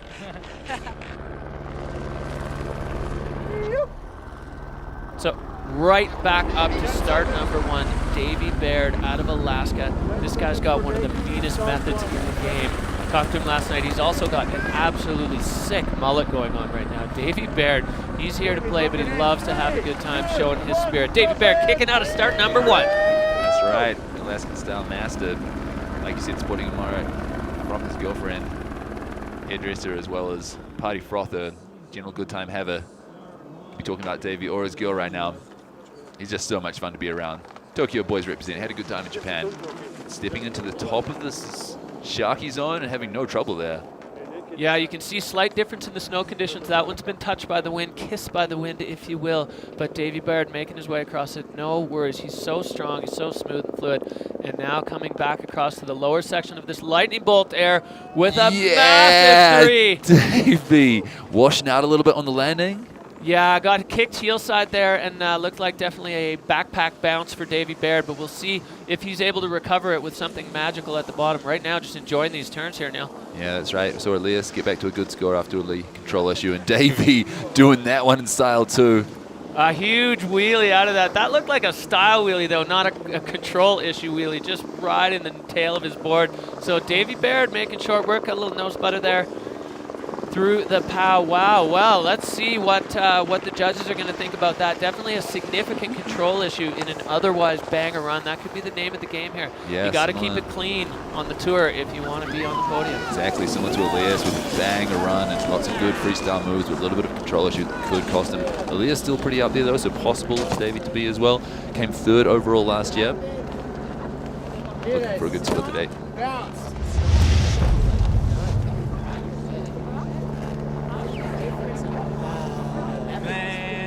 Score coming in for Davey Baird, definitely getting zapped on control there. 48.33 for Davey Baird, so that's not what he was looking for, but he will recover and he will make up for it in Andorra, I guarantee it. He's such a stylish rider. He's so smooth, he's so strong. You know he's got it in him, but you got to be perfect on the Freeride World Tour. Such heavy hitting today.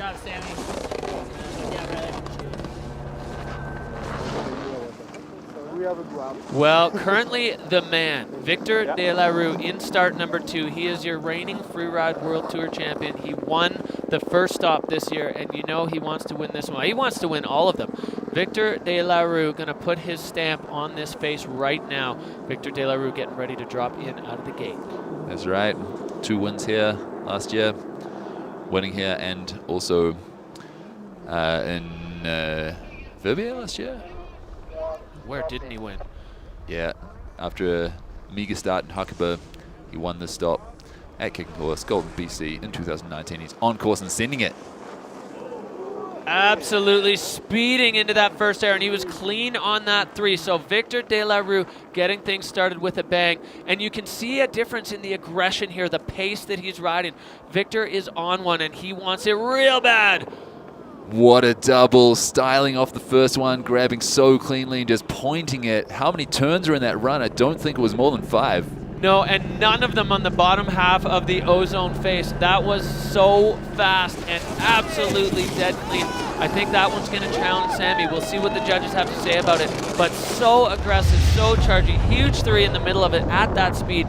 Victor De La Rue doing Victor things out there on the face. Just loving that top 3. So smooth, so stomped, finding the right pockets of power and landing right in him.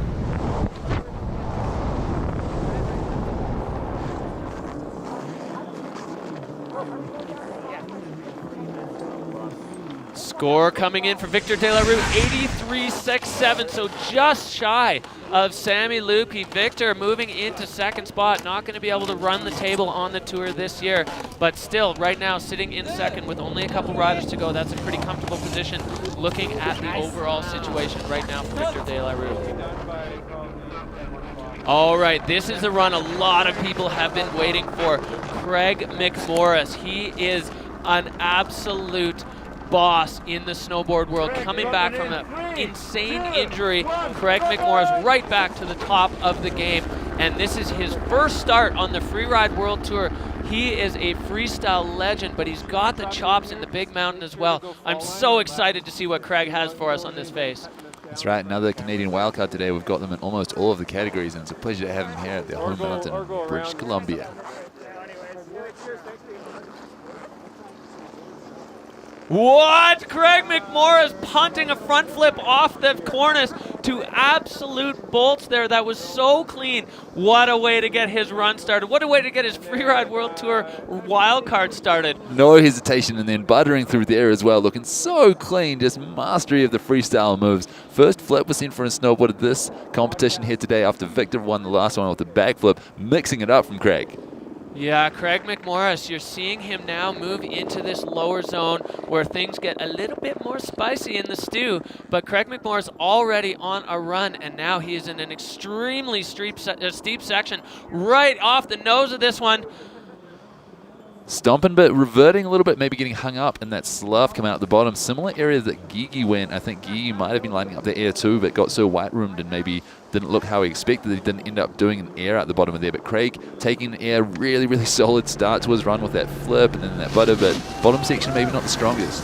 Yeah, definitely going to be a controlled dock from the judges in there, but he was in an extremely steep zone, so the line score, we'll see if the line score can stand up to the controlled dock. What a way to get started, though, for Craig McMorris. Right away off the top with the flip, and, you know, pretty much just making everybody stand up out of their seat and go, oh, yeah, so he's good at this, too. Cool. All right, Craig McMorris, that's going to be good enough for 6th for him, 61 flat. Probably not the banger he was looking for with that little bit of a control ding at the bottom, but that's the way it goes on the Freeride World Tour. If you want to stand on that podium, you have to put it all down. And these riders know how to put it on the line. The middle is like sweet. And then like I landed like my track's right next to your track. Back up to the start gate. Start number 1, last year's champion in Verbier. The scientist, Jonathan Penfield. He is always out hunting pillows at his home in Whistler.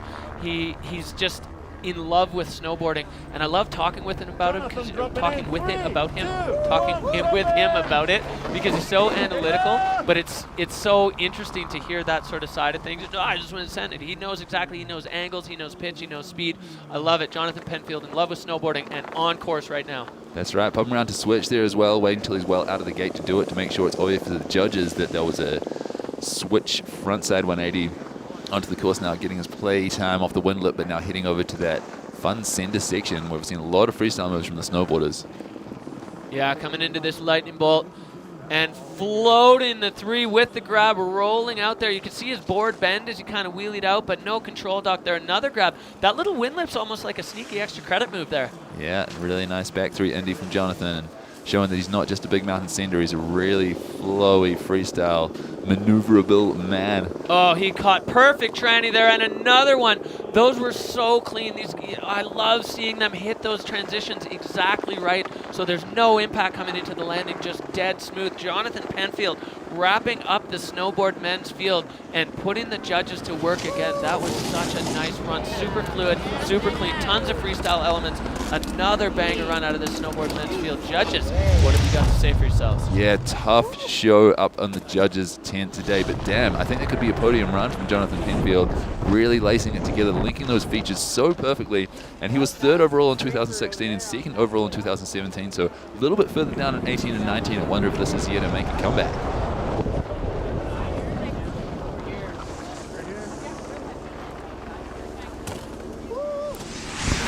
Scores coming in. The judges loving it from Jonathan Penfield. 86.67. That moves him into first place here at Kicking Horse. Jonathan Penfield, the last man to drop, and absolutely throwing down with a freestyle lace front kneel. Unbelievable. I wondered if somebody was going to be able to take Sammy off that top spot. Well, Jonathan Penfield just did it. Yeah, your boy out of Whistler, like you said, super analytical and just finding the best way to link all those features together so smoothly with so much freestyle. Traditionally known as a Big Mouth and Charger, he has adapted himself on this venue, and after 3rd place in 2016 and 2nd place in 2017, he's looking for another good overall ranking this year. Jonathan Penfield, he won in Verbier last year, showing he can get it done here. Let's check in down in the finish area. Lorraine Huber is with our snowboard men's winner at Kicking Horse with Jonathan Penfield.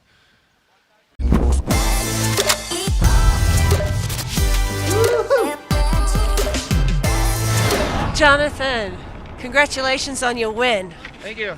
I know that you were a bit disappointed with your scoring after Hakuba, the first event. What were you thinking and feeling coming into this event? Yeah, I knew that I just needed to ride faster and better top to bottom and just make it smooth and really connect features better. So yeah, that's what I tried to do here, is just have a feature for each turn just about and keep it smooth. Were there any surprises in your run? Anything scary at all? I think I was surprised that this snow felt a lot better than I thought. It was kind of less sharky and just like really good snow to rip on. That's awesome. Thanks so much. Thanks, Lorraine. Wow, big shake-up in the guys' snowboard field. Jonathan Penfield, after not a great result in Hakuba, stepping up to take the win today, but Victor De La Rue not too far behind him. 3rd today, but with a 1st place in Hakuba, he's going to be 1st overall and keep that golden bib. And then Sammy Lubke on return. Good to have him back, charging again, sitting in the hot seat till the very end of the day. Wow, shaken up in the men's snowboard category and stirred.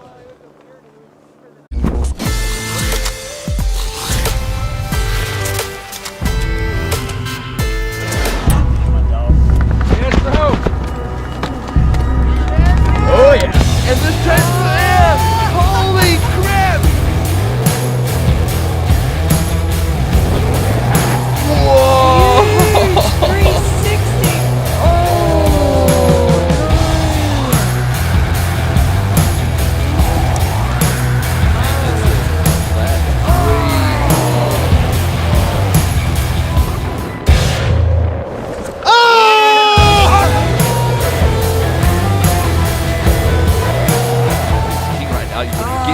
That he has any kind of injury with a backflip like that. Holy crap. You can be happy with that run. Front flip off the ridge. Hank Billis loving it. Okay, and this transfer air. Holy crap. Hank Billis, what the hell was that? Backing it up with the 360. This is bananas. What a perfect and beautiful backflip. He's like the eagle. Yeah, that's what I was trying to say with his arms. He looks like an eagle. He flies. He does. He takes off and he floats. Score coming in now for Drew first Tabke. place with 89.67 points. All right, last but not least, ski men. This field is insane. It is truly anybody's game.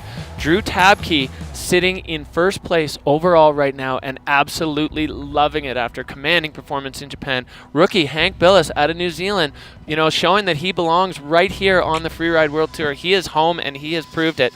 And then Ryan Barkert. So we've got the sandwich of veteran, rookie, veteran. It's really anybody's game though, because every single person on this list is an absolute boss. No doubt about that. There are so many people that could win here today. We only have 3 people that are competing that have won the Freeride World Tour due to injuries and retirements over the last few years. And like you said, 2 of those veterans coming in on the podium in Japan. But watch out for Logan Pahoda. He's kicking off the field today with a 3rd last year at this, his home stop in Canada, and a 1st before that. Definitely one to look out for. And then Tom Pfeiffer, another Canadian. Looking further down the list, we've got Vadik Gorek, the winner of Verbier last year, and weighing in after not being able to compete in Japan. Ivan Malikov, Tanner Hall, so many big names. Don't forget Tim Dirch, yet another time looks like a big film part list of rad skiers. Leo Slimmett not able to join us today, unfortunately, due to an injury. Truly anybody's game up there. So let's head up to the start gate and see what Logan Pahoda has got in store for us. Boy, am I excited.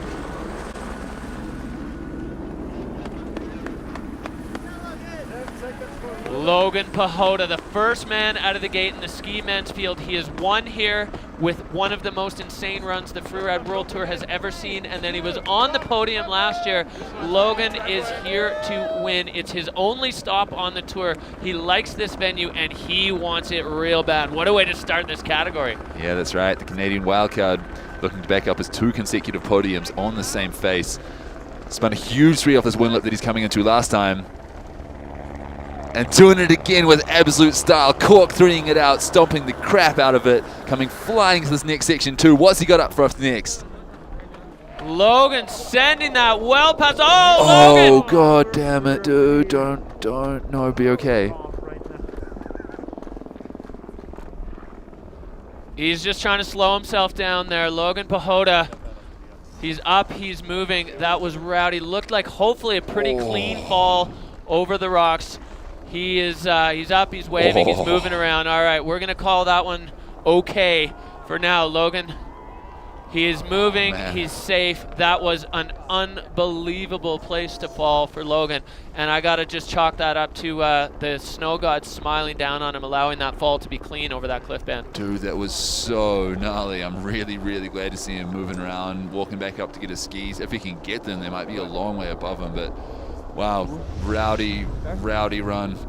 Coming so hot over that big cliff, making the landing, but just the amount of time and space he had to shut it down for the next feature just wasn't enough. Yeah, he got a little bit sat down there, and then once the skis got out of the fall line, he got bucked into those side flips, and that was kind of the end of that. But I'm really, really happy to see Logan up and moving around, as that was an extremely scary moment for him on this face. So first rider out of the gate, Logan Pahoda, he's going to collect his gear and gather up his life, hopefully.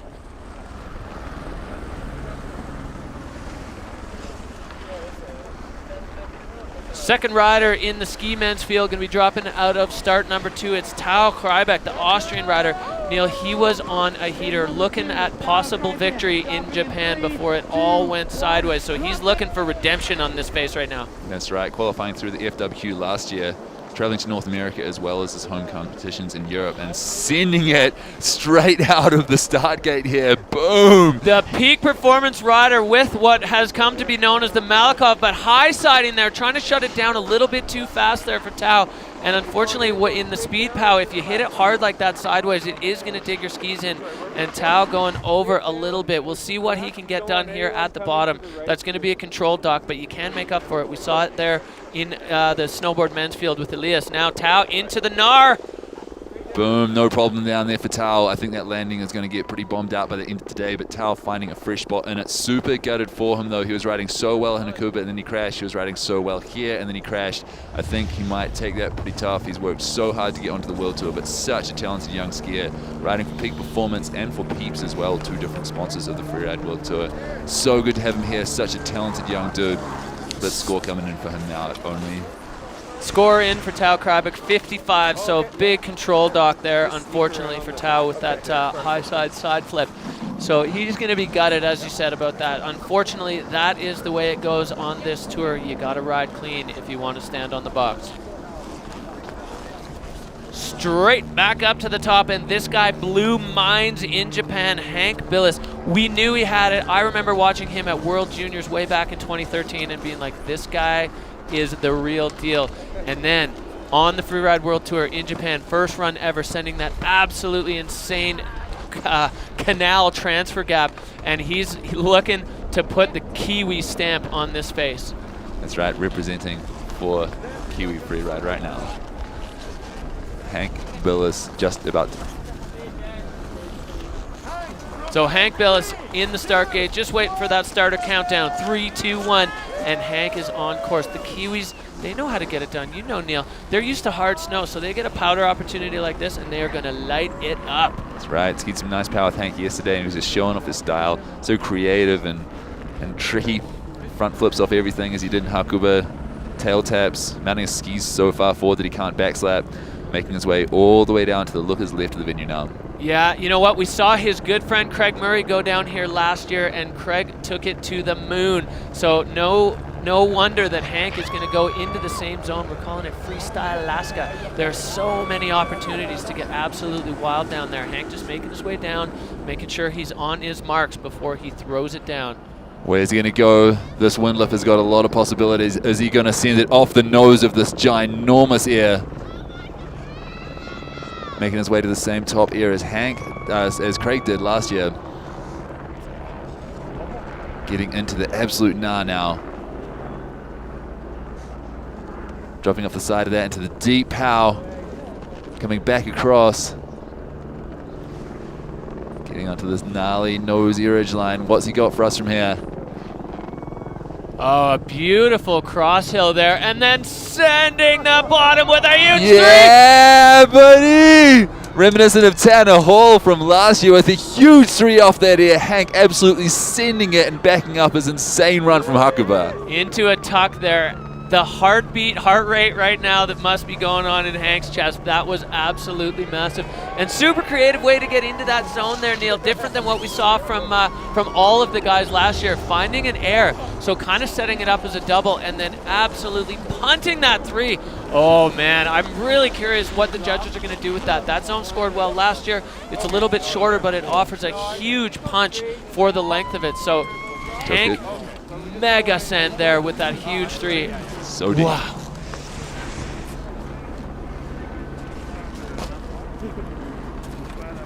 Well, the judges have spoken, and Hank Billis sitting on a 60. So that is a very interesting indication on what they're thinking about that Freestyle Alaska zone this year.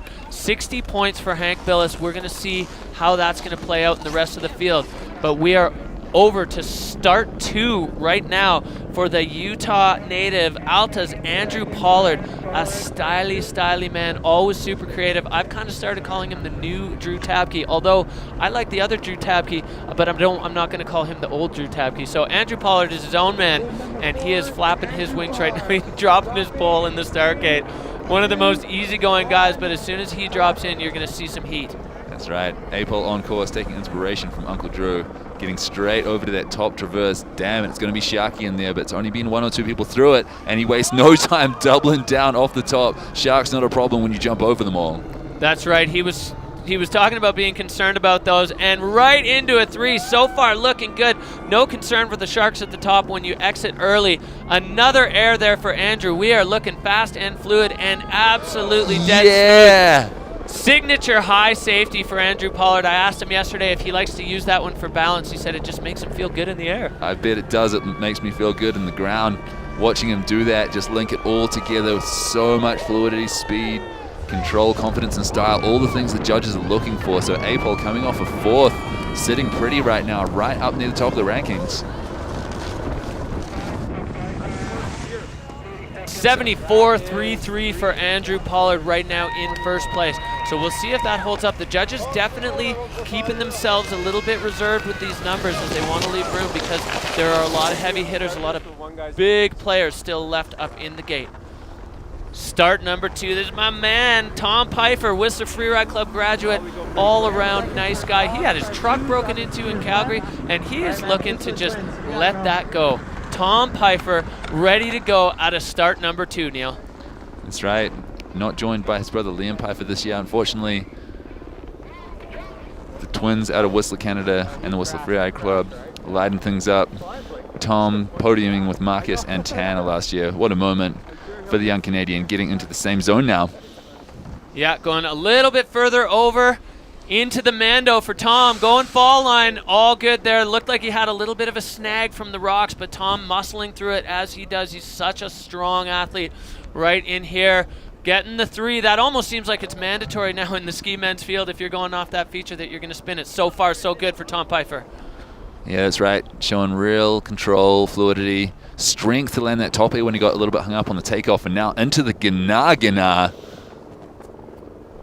Oh, Tom Pfeiffer linking up 2 out of that horse's head there and clean out the bottom. That's such a tricky section. We saw a bunch of snowboarders go in there, Neil getting hung up, and Tom able to just muscle through it. Super quick, super fluid. I'm not sure if the line score is going to be maxing the way he might have wanted. Just, not quite the full send off the nose on that one, but super tricky. As soon as you get in there and you see all the rocks and everything, your direction is really dictated by what you see in front of you rather than maybe what you dreamed about the night before at face check. Yeah, exactly. When those features are so steep, it's kind of difficult to get through them smoothly, fluidly, and quickly, which is the tough part. Getting through quick when you can't see what's coming up at you.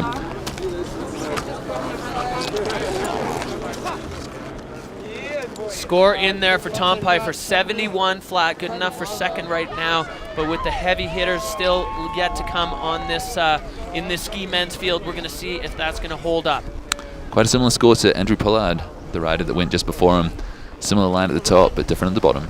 All right, straight back up to the Vale man, the son of Vale, Jack Nichols. These kids grew up in Vale. Jack Nichols was on one in Japan and then had one of the most insane tomahawks I've ever seen. I asked him how physically he's feeling. He said, all good, fully recovered, no problems. A little bit of a sore neck before, but all good now. These guys are young, they're strong, they're fit.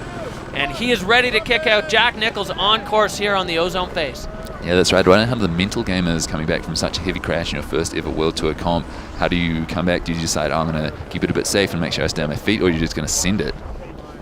If I was a betting man, Neil, I'd say that just going to send it is going to be what we're going to see. Spread eagle for Jack Nichols, getting things started there. Eddie the Eagle, and he's into this pow zone. Snow's still looking good. It's not really compacting, just getting pushed around a little bit. Yeah, that's right. And sending this one as well, nice and deep.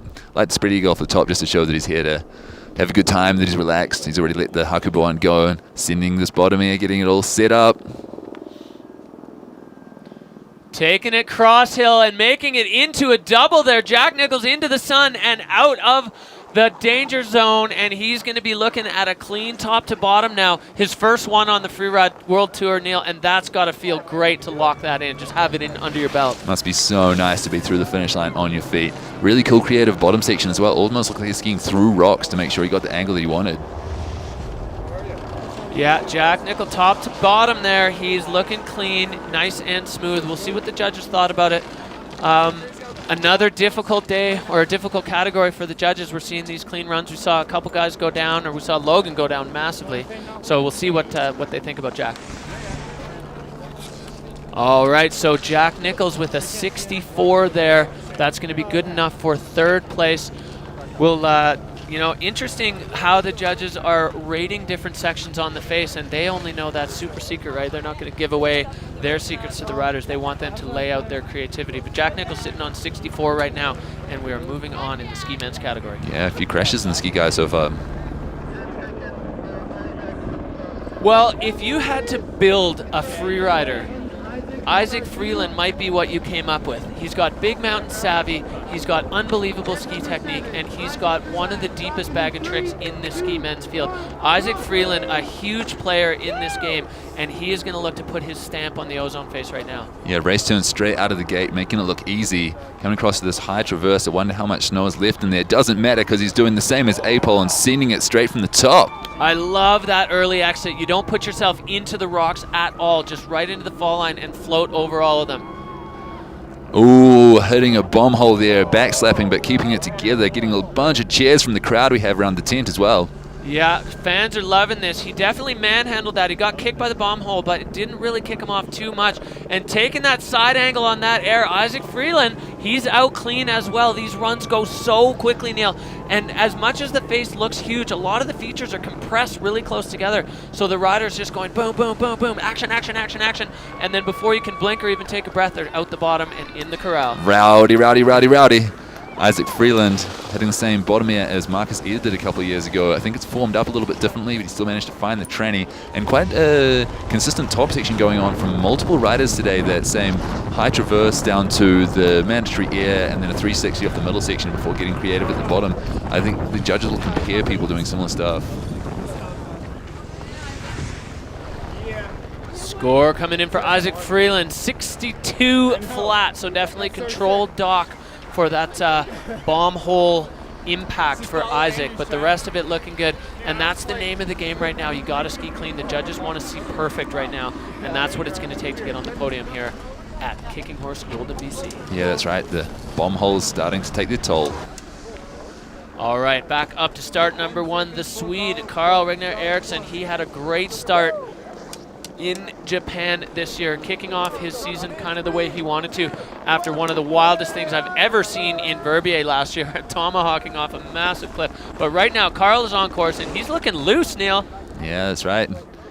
Looking excited to be here. His top 3 in Japan was just mind-blowing. I think he ended up 6th up there, like you said, after a gnarly tomahawk that he said was the first of his life that he had on the Big to Ross. Getting through that gnarly top section, it's a bit rocky in there. We've seen people come unstuck there before, so safely through and making his way to the Lookers right.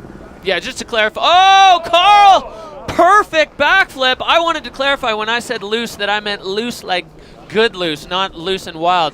But then he just shut me up with that backflip. Absolutely perfect. And a 3. Carl is on one right now, Neil.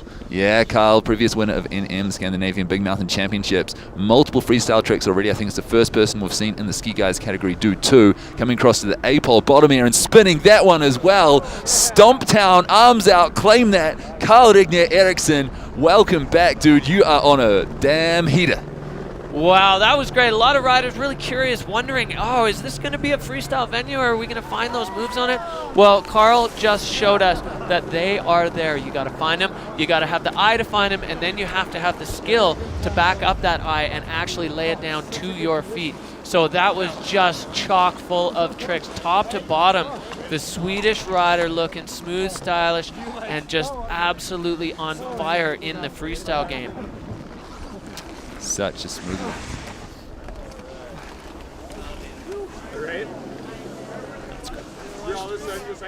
All right, score for Carl Regner Eriksson, 80.33, moving into the hot seat with that absolutely freestyle-laced run. Carl right now sitting pretty in first place.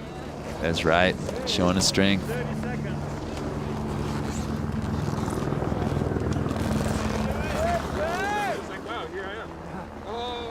Yu Sasaki, Japanese rider, but based in Revelstoke. He just had a new baby. 2 kids now for Yu Sasaki, keeping him busy. And also, if you follow him on Instagram, sending is keeping him busy. He has been on an absolute tear with the winter we've had out here in Canada. He has been making the most of it and absolutely firing off the biggest cliffs he can find. And Yu Sasaki looking to hopefully continue the trend here. Yeah, that's right. Yu Sasaki, peak performance rider out of Japan, based in Revelstoke. Transceiver in full send mode all of the time. Just here to get it done and making his way out to the Lookers left, the freestyle Alaska section of the face. We saw a lot of action on last year, but only 1 person through so far today. Following on from another peak performance rider, Carl, and sending it off the ridge, but unfortunately hitting real flat, disappearing in a powder cloud for a second. I'm not sure if that was a backslap or a control issue, but hit hard for sure, making his way towards the Rodney Pyramid. Is he going to send it? Is he going to do it? The George Rodney air, Yu Sasaki teeing off and stomping it! What the hell? Mega send there for you, and finding the extra credit, absolutely huge. Wow, Yu Sasaki. What the hell was that? I'm so gutted that he landed on his side off that cornice, because that is essentially the biggest air you can take on this face. Absolutely top to bottom for Yu Sasaki. We said he's been on the hunt, he's been on the send, and he just backed that up massively here on the ozone face. Look at his track. The gaps in his track go forever. That was unbelievable. I literally had my mouth open still, just hanging, jaw to the floor. I did not think anyone would do that. The only person we've ever seen attempt it was George Rodney 2 years ago, and he just spent so long in the air, the wind hit his skis and he landed on his back. Yu Sasaki somehow magically putting it together, and it looks like he almost landed next to a tree as well.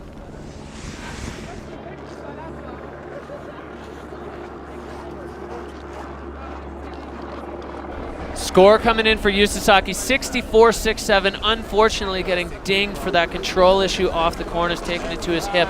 But wow, what a rest of the run for Yu Sasaki. We're going right back. You! Yeah. What a show! You blew our minds. Can you run us through your line, run us through your experience up there? Because I wanted to that big one from last year. I was so many times in my mind, many times for 1 year. That's why I can hit it. Yeah, it was super huge. Yeah, but I hit lots of big hit in January for this. Now I made it, so I'm super happy. But I just made on the top section. Yeah, cornice was pretty weird for me. It's unluck. But other thing was okay, so I'm pretty stoked. Saki. We're going right back up to start number 2. We're looking at Kevin Nichols, the Kevbot. This is one of the most free and easy free spirits on the Freeride World Tour. He owned the qualifying tour last year, and he wants to back it up here now that he's on the FWT. Pointing it straight at this first feature out of the start gate and spinning a beautiful 3 off it, finding a fresh landing as well. All right, Kev digging in now to the guts of it.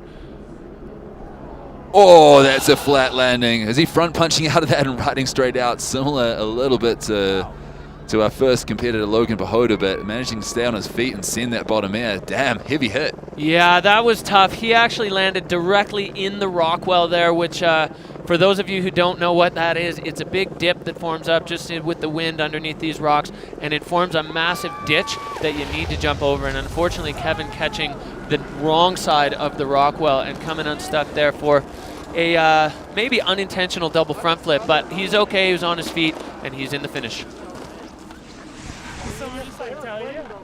Score coming in for Kev Nichols, and unfortunately for the Kevbot with that front flip, it's going to be a 51-33, so moving on for Kevin. That's right. Glad he didn't tumble all the way down the rock feature like Logan did. Start number 2 on the ozone face. It's Władek Gorak, the Frenchman. This guy, I can guarantee you one thing, his run is going to be over quickly. He is so fast always, and I'll never forget the backflip he threw on the Beck last year, going 100 miles an hour off a negative downsloping takeoff. He's got that backflip on lock. He's always looking for somewhere to unleash it. We'll see if he's got a spot for it on the ozone face, but he's gonna, whatever he's gonna do, it's gonna be quick. Unleash it is a good description, man. That is just absolutely crazy. He inspired Julian Lopez to think about start to compete again just by how crazy that backflip was. All right, Władek making his way. Oh, the Malakoff cliff with a flip. Oh! Unfortunately, hitting a tree, bouncing out of that landing, hitting it hard too, and moving, but not very comfortably. I hope this guy is okay. That was a gnarly, gnarly backflip. Ooh. Holy. Well, Władek, just a slight miscalculation there on the angle, and unfortunately that one is not forgiving. There's trees in the landing. You got to catch it right, and it's a huge air. He seems to be taking stock now, physically, looking like he's moving around. He's definitely hot tubbed into that deep snow a little bit, but he's up and around. He's moving again. Władek, hopefully he is okay. Probably going to be a little bit banged up from that as he's going to make his way off the ozone face. Looking uncomfortable. Yeah, it looks like he's lost both of his poles and his GoPro. That's how hard the hit was that he just took. Looking pretty uncomfortable as he makes his way down here, but fortunately on his feet and managing to ski, not needing medical assistance at this stage, or maybe later. And Vadik giving his arms a shake. Hopefully that means that his hands are starting to feel a bit better. The circulation's coming back. Whatever injury he has is going to be minor and dealt with soon. But yeah, his arm looking pretty uncomfortable there. Best wishes to Vadik Gorik. That was scary. He went big. That was a big backflip. It's a crazy thing to do, but this is what we do when we compete. We push the limits. Sometimes you crash and sometimes you get it. This time, unfortunately, he crashed, but that's the way it is sometimes. But I hope he's okay. 10-15 minutes? Yeah, please. Yell a little bit.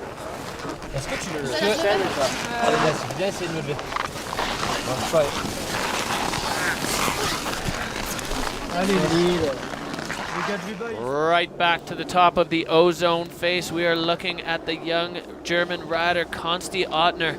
He had a bit of a rough go last year. He did qualify for the 2019 World Tour, but then he was injured. Freeride World Tour sliding him back in with that injury wildcard right where he deserves to be.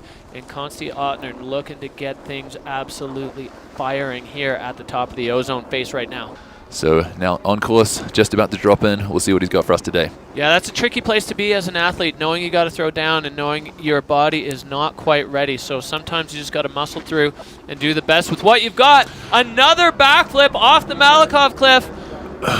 Another crash, and the same result, unfortunately. He's covered in branches there. I don't think he had the full tree strike like Waddock did as he is up. Still holding one arm a little bit gingerly though. Yeah, that shoulder, that's the bad side for Konsti. He had it all strapped up this morning, and hopefully he didn't push it out of its socket. As you know, with these shoulder injuries, things are very delicate and you start dislocating it too often, and that's not a great pathway to be on. Unfortunately for Konsti Ottner, things not working out on that flip. That's been a low percentage move here so far, Neil, on that cliff. Yeah, I think that landing's just a little bit flatter than it maybe looked, or that they thought they would get to from the angle they had. It really hard to scope because you can't really look at the top of it without being at the start gate, which you're not allowed to go to from start number 2. But cradling his arm there, I really hope that's not dislocated, because if it is, that must be a really painful time for Konsti. He just must be on a mission to get it back into the socket.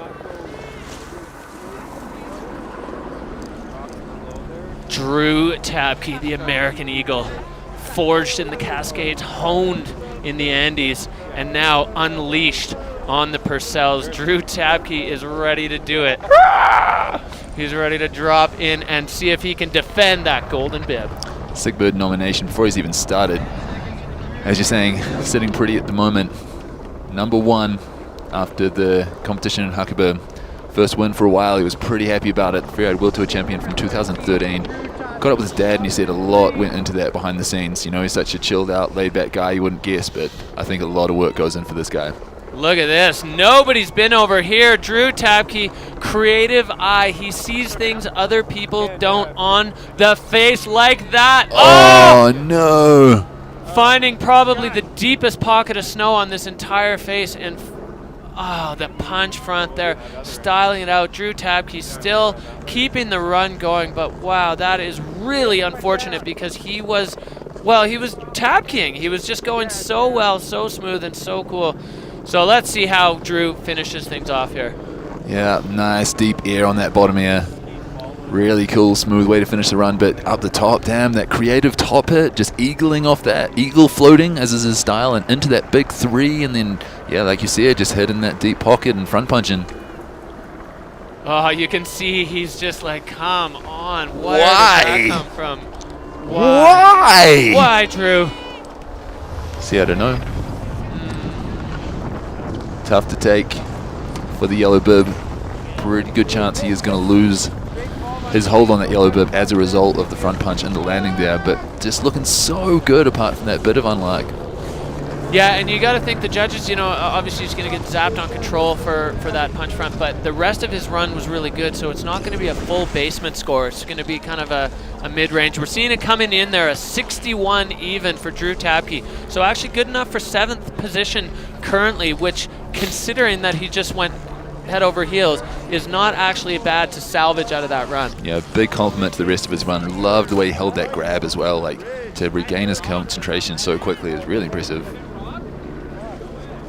Going back up to the top, ski boss Tanner Hall. We saw him put on one of the wildest moments of the 2019 Freeride World Tour with his massive 3 over in the Freestyle Alaska zone. I'm curious to see if he's going to go down there again, and I'm going to tell you, Neil, if he does, I won't be surprised. I won't be surprised either, and interesting to see that Hank Billis has already done that today. So will he do something similar? Will he mix it up? I think we know the zone he's going to go to, but what's he going to do there?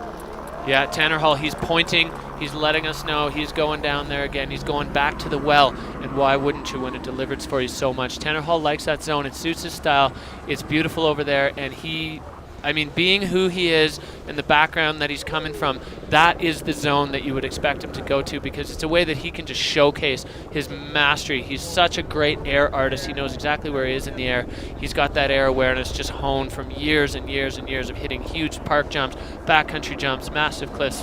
There's no air time that Tanner hasn't gotten, and we're going to see him get some more. Yeah, and the pipe as well. He's had them all. Oh, yeah. Now Tanner making his way all the way down the ridge, going a long way. I wonder what he's got in store for us. Him and Hank actually rooming together in Hakuba. Switch coming off this? No. Buttering back around and coming off at forwards. What's he got lined up? Coming towards the same era as Marcus and Craig from last year. Fatty backflip there for Tanner Hall, dead clean. That was a really unique approach on that one. And now all the way cross court to the extra credit, lining that one up, steering into it, just getting over the rocks and finding he's got so much power in his legs. That landing is not steep there, but he just handled it, muscled out of it.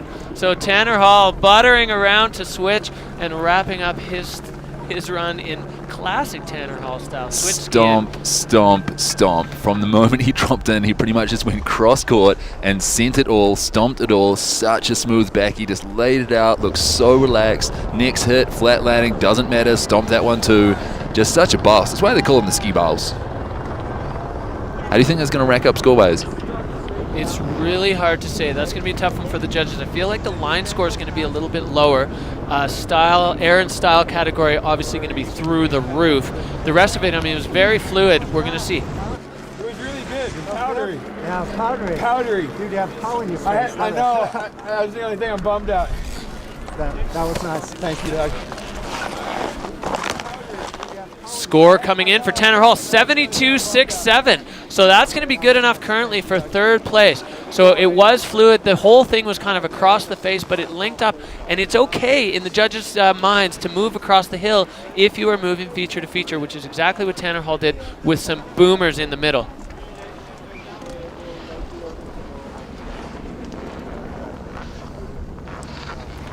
All right, we're heading back up to start 2 for Ivan Malikov, the Russian rider, the zone that took out Konsti and Vadak. We've been calling it the Malikov Cliff because the top of that low traverse, he was the man to pioneer that move. And I'm going to be super interested to see if he goes back to that well, Neil. That's right, because he won with that move here in 2018. So he looks like he's lining it up, coming straight into that hit, taking it deep. Can he stomp it? Nope. Doesn't look like it. Unfortunately, that landing just getting the best of all three people that have tried to hit it today. Ivan not managing to make the difference without the backflip. Yeah, it looked like he got his skis just a little bit out of the fall line there. We'll have to recheck on the replay, but that's 3 for 3 on the Malikov Cliff. I wonder if it's possible. I wonder if it's possible this year with the snow conditions. He certainly made it very possible 2 years ago when he won by hitting it, taking this one deep as well.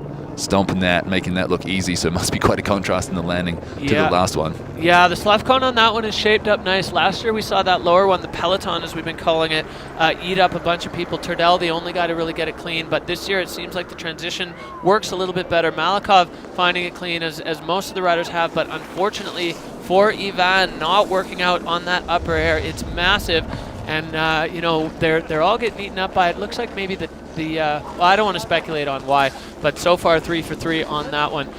Yeah, that's right. Ivan Malikov, third and first in the 2 events here hosted in 2018 after we couldn't do it in Japan. Skiing with new knee braces today and not able to take a win. Okay? Yes. That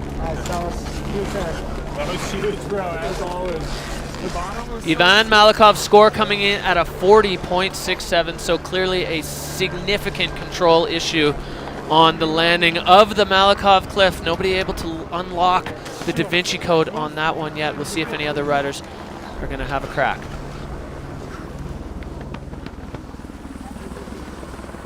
Start number 1 on the ozone face, Kicking Horse Mountain Resort, Golden, BC. Aymar Navarro, the Spanish rider. He is going to put something together here that is going to be fast, and he's going to go big. He loves it. He wants to haul ass down this face, Neil, and let's watch him do it. That's right. Aymar Navarro, well known for his big mountain charging Southline series in South America, being a big favorite with those that like to watch pure freeride. Also a good ski mountaineer, especially lately. He's been doing a lot of really steep skiing, ice climbing shit, lining up a big cliff at the top here.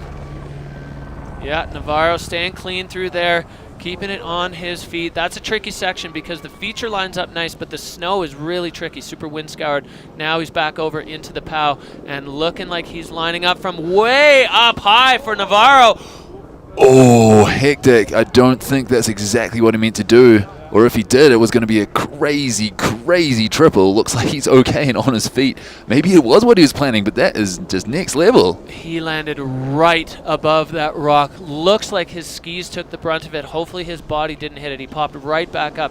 This is a powerfully built dude and able to take those hits. But wow, that was a scary moment there for Aymar as he bounced right over that rock. And now he's just kind of wrapping up his run casually, as I think he just wants to get off the face. Yeah, strongly built young man, and glad to see that because he took a heavy hit there and kept it together. Glad to see you're all right. Ski men's field, we are seeing some carnage in these athletes as they put it on the line on the ozone face, and the ozone face is kicking back for these ski men. Wow, what a moment there for Aymar. Really happy to see him get up and hopefully physically okay. We'll see his score come in. That's going to be a 20 for Navarro as he moves into 13th position. Whew. Crazy times here at Kicking Horse right now, Neil. Carnage, like you said, an absolute contrast to the ski woman field where every single lady stomped her line. Start number 2 in the Rainer Barkared, your Swedish rider. He's already stood on the podium this year, and he was pumped to be there with a rookie and a fellow World Tour veteran. This Swedish rider loves to go fast and go huge. They call him the Mayor of Stomptown for a reason, and looking forward to seeing him stomp this run. Yeah, that's right. Great run last year in the top 5 on a similar hit to one that Tanner Hall took with Australia, but another couple of features to link those things together and bring the score up.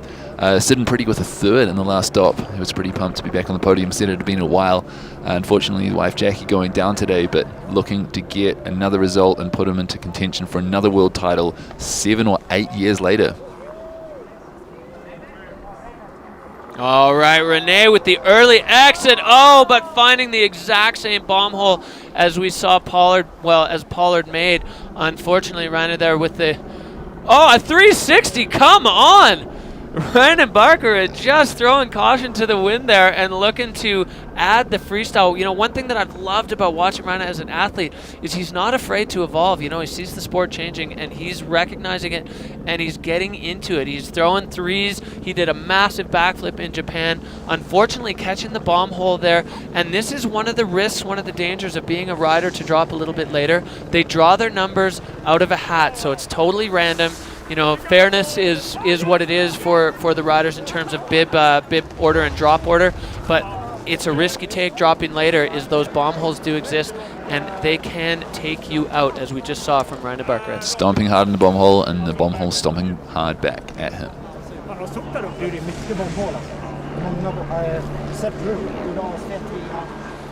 Rainer Barker there with a 10.67, so he's not going to be pleased with that. That's 14th position for him. I hope his legs and back are all right. He hit that one pretty hard, and that is not going to be what he was looking for on the face today. Already got a good result though. What was the atmosphere like at the start?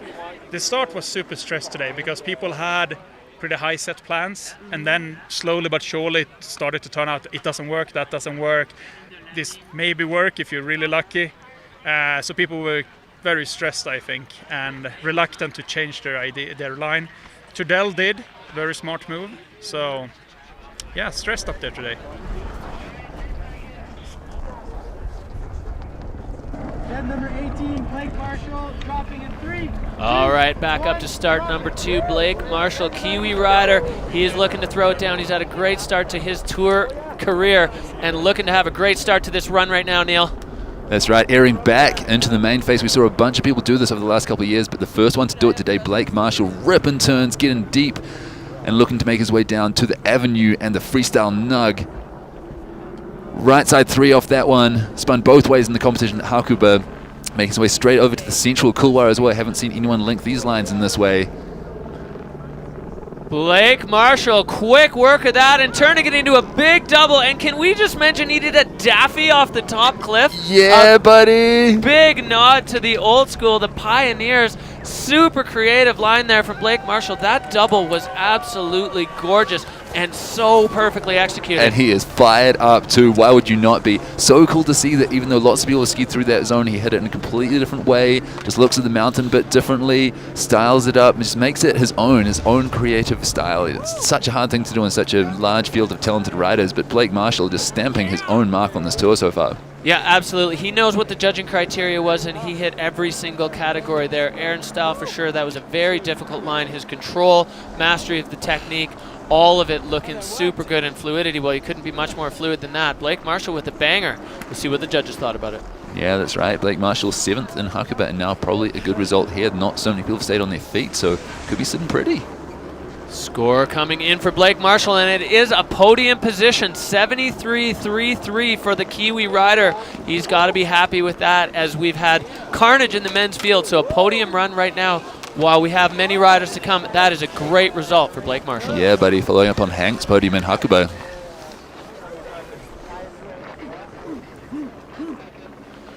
From strength to strength, from Kiwi to Kiwi, straight back up to the top for Craig Murray. He was last year's champion. He was over in that freestyle Alaska zone last year with the sickest flat spin off the massive feature, and the 3 up in the absolute heinous gnar. Is Craig Murray going to dip back into the zone that provided so much for him last year? That's right, making his way down the ridge. Shout out to the MFC crew out of Olympus, New Zealand, Craig's home stomping ground. Hank Billis, also a member of that crew. These guys ride together with a similar style and crazy attitude, always out for a bit of fun. And Freestyle Alaska is their zone. Only them and Tanner Hall have gone there so far, so a pretty honorary crew to be a part of. Yeah, our question answered there. Craig Murray spraying his slough over that nasty, humongous cornice and coming right back into the zone. He knows where he's going. He knows how to get it done, but he's going to look like a slightly different line. Billy goating through there, a couple steps, getting kind of shut down by that rock wall, but now right into the same zone that we saw Hank going, but flashing it. Craig Murray on the edge, big 3 into a double. Yeah, Craig, that was absolutely mental. He touched down on the pad. I didn't even know if he meant to do that, but he's got more coming as well. Yeah, another one on the extra credit, finding the, getting pushed backseat a little bit. That one is so flat, but not losing any fluidity. Craig Murray, wow. Well, he milked that freestyle Alaska zone for everything it was worth. Multiple features, billying through there, but not slowing down at all. The fast feet, mastery of the technique. That was a very, very interesting run for Craig Murray. Interesting in a way that I wonder what the judges are going to do with it. Spectacular as a spectator and in our seats here now. Spectator-tacular. Yeah. Just putting on a show through the freestyle Alaska. I think he was the person that got the most hits out of there. And I think the last one might have been almost unintentional, having to shut speed down to make the takeoff of that bottom hit. I think he probably meant to clear that whole bottom section and actually tapped down. The judges have spoken, and they're calling it 74 even, which means that Craig Murray is slipping into or sliding into 3rd place. So not backing it up, but still in podium position. Unfortunately, bumping his Kiwi brethren out of his podium spot.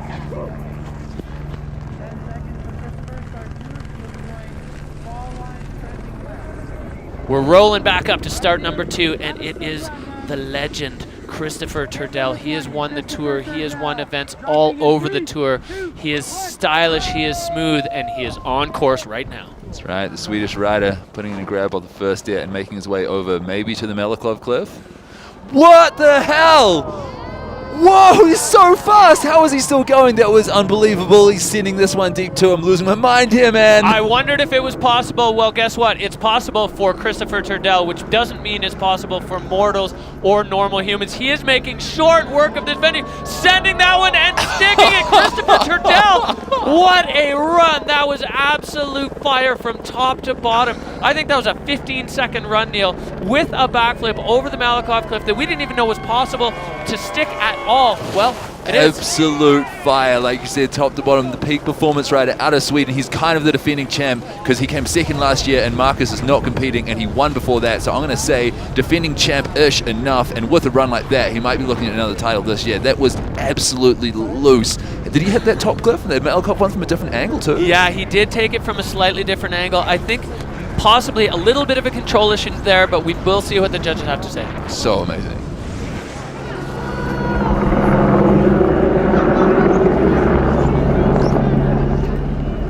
Judges loving Christopher Turdell, 85 even, moving into the top spot. Carl, his good buddy, his travel companion, and his line-choosing companion bumping out of the hot seat, and Christopher Turdell moving into that with what I have to call an uncharacteristic Turdell run. Usually he is smooth, clean, and absolutely tight. That was loose as, and so awesome to see him have the ability to just shift gears and try something different. Yeah, invoked his inner George Rodney. All right, we are back up to start number 1, Tim Durkee. He's a regular on the TGR circuit. This guy's been in more ski movies than I've probably watched, and every one of them ultra creative. Talking to him about the difference between choosing a film line and choosing a comp line, he said one of the main differences when you're going to film a line, you get to choose when you ski it. Here, you don't. You go when they say go, and he is going right now. Yep, over to the freestyle Alaska zone, which is no surprise to me, given the fact that Tanner, Craig, and other film style riders have all lined up over there. Just wondering which part of it he's going to go to. Yeah, here we go. Tim Durkee making his way down the cornice, just easing into his run. It's nice. This one actually, if you ski close to the cornice, you spray a little bit of snow off. It also gives you a real clear look at where you're going, which is super important for these guys, because if you drop in the wrong section on this cornice, you're not going to have a good time. Not at all. That's going to be pizza instead of French fries kind of stuff.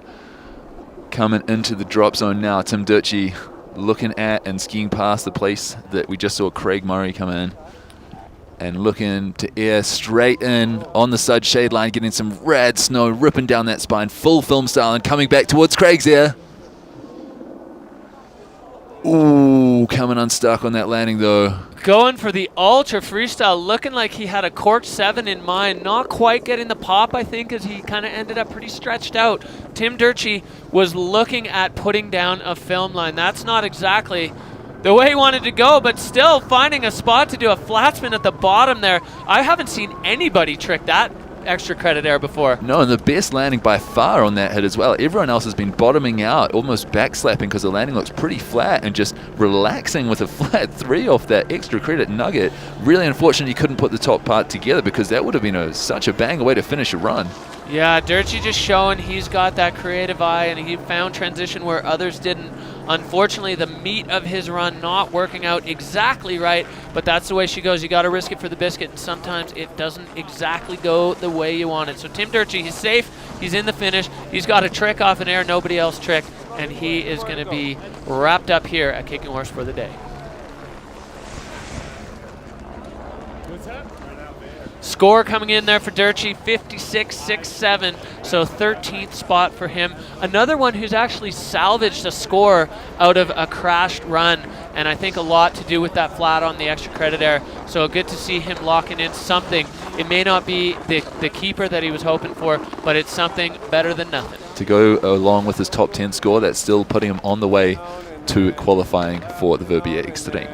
All right, we are back up to start number 1. I love the way this man skis, the Swiss-style master. I called him last year. I stand by my words. Jan Rausis, he was out with a knee injury, but he is back, and he's been skiing with Pollard down at Alta and absolutely loving the natural terrain park style of Alta, Utah, and we're going to see if he can bring it, like we've seen some of the other guys bring that freestyle element onto the Kicking Horse face here. That's right. Unfortunately, ending his season last year, not that long after this competition, with a blown knee. Not sure if that's 100% back yet, but he skis like it is, so I've got faith in him. Heading over to the Freestyle Alaska side of the venue as well. Last year he was the only person to hit the alleyway terrain nugget that we saw a lot of people hit today, and the side cross plane to take a 3 down into the other Coolwell, which is a crowd favorite. But this time going to the complete other side of the venue, all the way to the Freestyle Alaska, which kind of scares me a little bit, skiing on this cornice, which, you know, maybe could collapse, and it's above some pretty gnarly stuff. So stay on your feet here, buddy. Oh, you see him just throwing the spray over the cornice there. It's still floating in the air. Jan Roussy's now starting to get into the meat of his run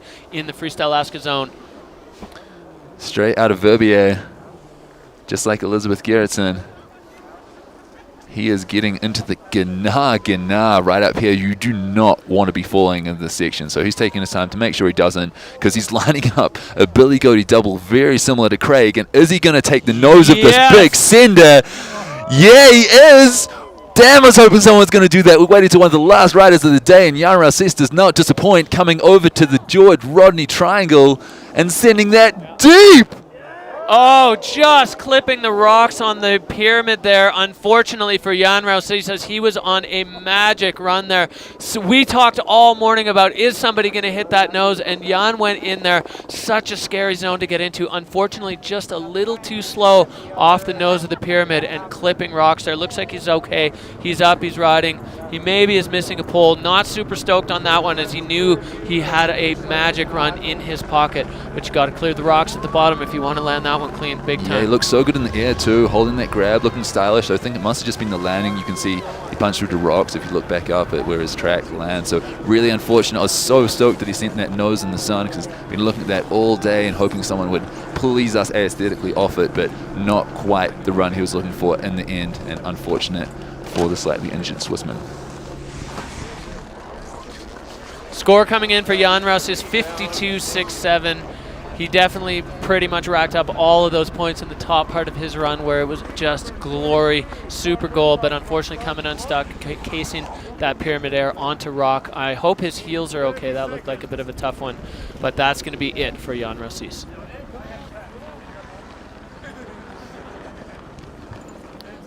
Back up to start number 1, the last rider in the ski men's field, Carl Renval. I first saw this young man at World Juniors years ago. He dominated the juniors, and then he dominated the qualifiers, then came up with the big dogs, had a bit of a harder time, went back to the queues again, and he is back. And Carl Renval, he's a little bit grown up now, he's a little bit more mature, you see it in his skiing, but man, does he ever ooze style. Oozes it out of all of his pores, this guy.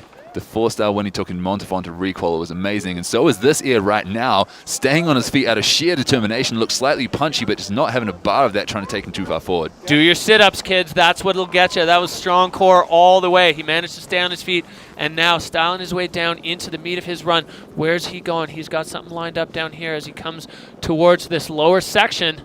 I think he got a little bit hung up and running just there, styling it out with a shifty off that hit, but I suspect he might have wanted a different trick. Getting into the deep now, though, he's into the Na zone, and nice tweaky safety off that one too. Oh, and looking like he got caught up, but once again recovering from it, and Carl sliding off that bottom air with a shifty. Couple little moments where my heart stopped on that run, Neil, but he managed to muscle through all of them and get down, which I'm really happy to see. This has been a bit of a wild day in the ski men's field. So a rider coming across the finish line intact, happy, and safe is exactly what we want to see here from our booth, and hopefully you guys at home too. Yeah, that's right. You see Carl looking back up at the face in not a claimy kind of way as he got down to the bottom. Maybe like got caught up a little bit. It's possible, even as we're dealing with the last rider of the day on a sunny day on a south-facing slope, that the sun might have affected the snow and made it more catchy. Kind of saw like he looked like he almost got caught in the snow a couple of times there, so not sure exactly what happened, but like you say, stoked to have him down on his feet in the finish line, and that's probably not a bad approach today. So many guys have gone down that it could even be a top 10 with a just staying on your feet kind of run.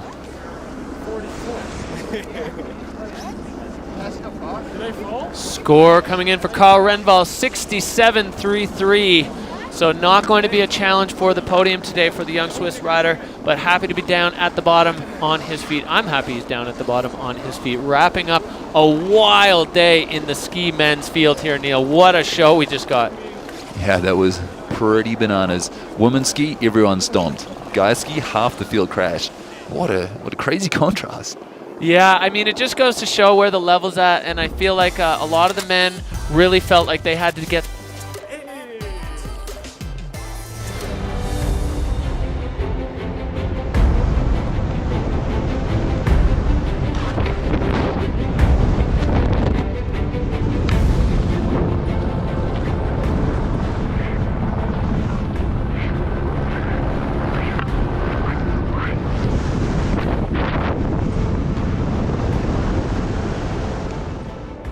What a show we just saw from the ski men on the ozone face here. Kicking Horse Mountain Resort, Golden, BC. Unbelievable skiing.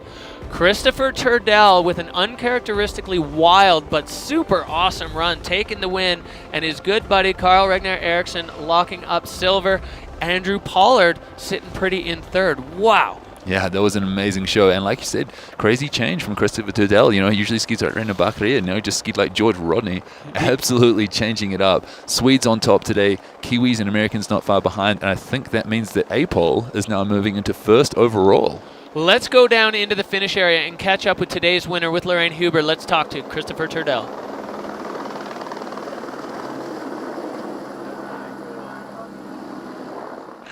Christopher, what are you feeling right now? You just came into first place. Yeah, I'm overwhelmed. You know, I put down good runs that I've been happy with before and kind of routing into the finish area knowing, okay, this might be a good score as well. But this time I was so stressed out and my run went so fast, so I hardly remember it. And coming into the finish area now, I had no idea what to expect. I just saw my buddy Carl sitting in the hot seat, so I was super stoked for him and just waited. And then I ended up beating him, so it's unbelievable. Were you stressed because you were waiting a lot at the start with some of the crashes we've been having today?